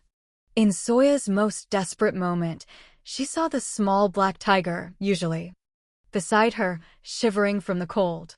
She quickly pulled it into her arms. Are you cold too? Don't be afraid, I'll hold you, we'll keep each other warm. The little creature was initially enjoying the warmth. But before Zoya could regain her strength, it was as if it suddenly sensed something and abruptly leaped out of her arms. Before Soya could figure out what was happening, the small black tiger was already staring intently into the depths of the forest. It was a small black tiger. Misfortune never comes alone. It started to rain in the forest. Soya had no shelter and could only watch as the raindrops fell. In her most dejected moment, the little black tiger that had just run off returned, in its mouth. It was struggling to hold a giant leaf, which left Soya stunned. Had this little creature gone to the trouble of finding her a rain shield? Looking at the little black tiger placing the leaf on her head, the heavy stone in Soya's heart finally lightened a bit. In this cold and desolate wilderness, this leaf was probably her only support right now. Seeing the little black tiger drape the large leaf over her shoulders, Soya finally reacted. It turned out this tiny creature was afraid she would get cold and had specially run to bring her a cloak. She stroked the leaf and asked softly, "Are you worried I'm cold?" "Thank you." In this dark forest, Soya smiled for the first time. She looked at the small figure before her and suddenly felt no longer afraid. It's a good thing I have you with me. Otherwise, I really wouldn't know what to do alone. Heavy footsteps, step by step, it was like they were stepping on one's heart. Soya hid behind a large tree, her heart pounding. Could it be the same ferocious beast from before? Before she could get a clear look at the figure, the ground shook. So violently it cracked. The power of this monster was likely more terrifying than imagined. At this critical moment, the little black tiger, usually so gentle, suddenly changed its demeanor. It leaped in front of Soya, and towards the darkness, it let out a heaven-shaking roar. These footsteps didn't sound right. They were light and rhythmic, not at all like those of a wild beast. Soya was startled. These were clearly human footsteps. Could it be that someone from the Bakho Palace had discovered she was missing and came specially to save her? Just as she was about to call for help, a thought flashed through her mind. What if the person who came wasn't a rescuer? Sure enough, what comes to pass is what one fears. The person who appeared in the darkness was a masked man with a sword. This time, she was really done for. The long sword in the opponent's hand was already unsheathed. In this desolate place, who could save her? The moment the long sword came down, Soya squeezed her eyes shut in despair, with only one thought in her mind: I don't want to die yet. The expected pain never came. Instead, a familiar and urgent call came from beside her ear. This voice was like a life raft. He fiercely protected her in his arms. Soya looked up in a daze at the familiar figure before her. Second young Master Gahian just held Soya tightly like that. Although he usually looked arrogant and cold at this moment, Soya could feel the anxiety in his heart. At this moment, Soya had no idea what to do. Gahian lowered his voice and apologized. Sorry, I disappeared suddenly just now. I must have scared you, right? He clearly hadn't recovered himself, yet he had to hurry and comfort Soya. Gahian suddenly lost control of his emotions. He gripped Soya's hand tightly, her cold hand making him feel a pang of pity. He blamed himself, saying, I was really worried about you. Thinking about you being lost alone in the mountains, while I was like an idiot unable to find you, I was about to go crazy. Baek Jae-hyun bowed his head and repeatedly apologized. I'm sorry I was too late. Baek Jae-hyun. Without another word, he lifted Soya onto his back. In this dark forest, every step he took was extremely steady. Soya looked beautiful, Soya looked beautiful, Soya looked beautiful, Soya looked beautiful. She whispered, young master, I'm really fine. Ga-hyun said in a firm tone, it's so dark outside, and I remind you, what if you fall? Leaning on Ga-hyun's sturdy back, Soya only felt a great warmth in her heart. Very reassuring. Soya suddenly thought of someone. This sense of security was just like Master Science. Ga-hyun explained as he walked, sorry for being late. I had to break that strange barrier just now, and it really took a lot of effort. Just then, he suddenly stopped, staring at the little tiger at his feet and asking, so you little brat have been following us all this time? Ga-hyun stared at the little tiger at his feet, a suspicion rising in his heart. Why was the troublesome barrier from before created by this little creature? Seeing this, Soya quickly waved her hands to explain, young master, he's really not a bad person. If he hadn't saved me just now, I would have been taken away by wild beasts. Ga-hyun frowned. You're saying the wild beasts on Mount Holin attacked you? Soya nodded and began to recount the terrifying encounter from earlier. Soya lay on Ga-hyun's back, her heart filled with laughter. She felt anxious, thinking she had disobeyed and run off. The young master would surely be angry this time. But the first thing Baek Jae-hyun said was to ask if she was hurt anywhere, if she had been bitten by a wild beast. Soya was stunned for a moment, then quickly explained that thanks to Lady CEO's treasure, she had escaped safely. Hyun only gently comforted her after hearing this. You must have been very scared just now. Lying on Ga-hyun's back, Soya suddenly noticed that his clothes were torn in many places. Could it be that he got hurt while looking for her? Ga-hyun didn't notice her thoughts and instead brought up what happened yesterday. At this moment, he noticed the little green tiger was still following behind. Since Soya said it meant no harm, Ga-hyun couldn't be bothered to chase it away. He just let the kid follow along. Baek Jae-hyun suddenly switched to a playful mode, trying hard to explain that he had never intended to throw away that safety charm, and had even found the other half for the original small stone. Soya was bewildered and asked softly, so you've kept it with you all this time? The moment she said this, Baek Jae-hyun became completely flustered, stammering an explanation for his past ignorance, afraid Soya would misunderstand further.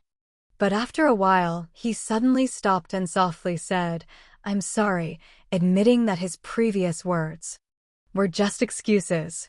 Ga-hyun walked while criticizing himself, saying that he shouldn't have been so cold before, and especially shouldn't have said such hurtful things. He even timidly asked Soya if she could forgive him in the future. Soya smiled and replied, yesterday was a bit sad, but now it's completely fine. I'm not angry anymore because the young master came to save me like this. I only feel grateful in my heart. Just a simple thank you is enough to completely stun Ga-hyun. Ga-hyun smiled and made a promise. He said that in the future, not only when Soya needed him, he would run even faster than this time. Just as they were about to reach the house, he suddenly stopped and asked Soya if in the future she could stop calling him young master and call him brother instead. But before Soya could answer, they had arrived at the mansion. Ga-hyun looked at the large gate before them and called out in a low voice, Father. Baek Jae-hyun was very pleased with Ga-hyun's performance. He praised him for protecting the house well in his absence. Looking at Soya on Ga-hyun's back, Baek Jae-hyun reached out to take the child, so that Ga-hyun could rest a bit. But at that moment, Soya, in her deep sleep, sleepily called out, Brother Ga-hyun. Hearing this form of address, Baek Ga-hyun directly refused his father's help. He wanted to take Soya back to her room himself. Seeing Ga-hyun's determination to take care of Soya himself, Baek Jae-hyun smiled contentedly. It seemed that during his absence, the relationship between these two children had grown much closer. But his joy was short-lived as his gaze was suddenly drawn to a figure in the corner. The smile on his lips instantly vanished. Why is that person here? The little black tiger, taking advantage of no one paying attention, was quietly trying to sneak away, but it didn't know that a pair of eyes was watching it intently. CEO hid behind the door with countless doubts. This little creature wasn't a tiger at all. What was its origin? Originally, CEO thought the other competitors were no threat, and she would surely be able to secure the West Wing room. But Soya's appearance presented her with an unprecedented threat. CEO never expected that. The one who looked useless would become her biggest obstacle. If the master really adopted that child, then the position she had longed for would be washed away. Just as her mind was in turmoil, a voice suddenly came from behind. It seems things are not going as you wished. The masked person CEO saw was the mastermind behind the whole affair. The other person's words sent a chill down her spine. It turned out those wild beasts didn't attack people on their own. CEO was terrified and quickly shut the door. She angrily questioned the other person, "My love for you." He said that using the scented pouch would eradicate the problem at its root. But now the situation was completely out of control. The masked person, however, was very calm, merely saying, "It seems an unexpected variable has appeared." Exactly. CEO was now as anxious as an ant on a hot pan. She watched as the people of the Bakho Palace fussed over that child. If the other party was really adopted, then she would have no chance in this lifetime. But the masked man calmly told her not to worry, because that would absolutely not happen. Right after, the opponent threw out a bait. "I happened to learn that child's weakness." Hearing this sentence, CEO's already desperate mind was rekindled with hope.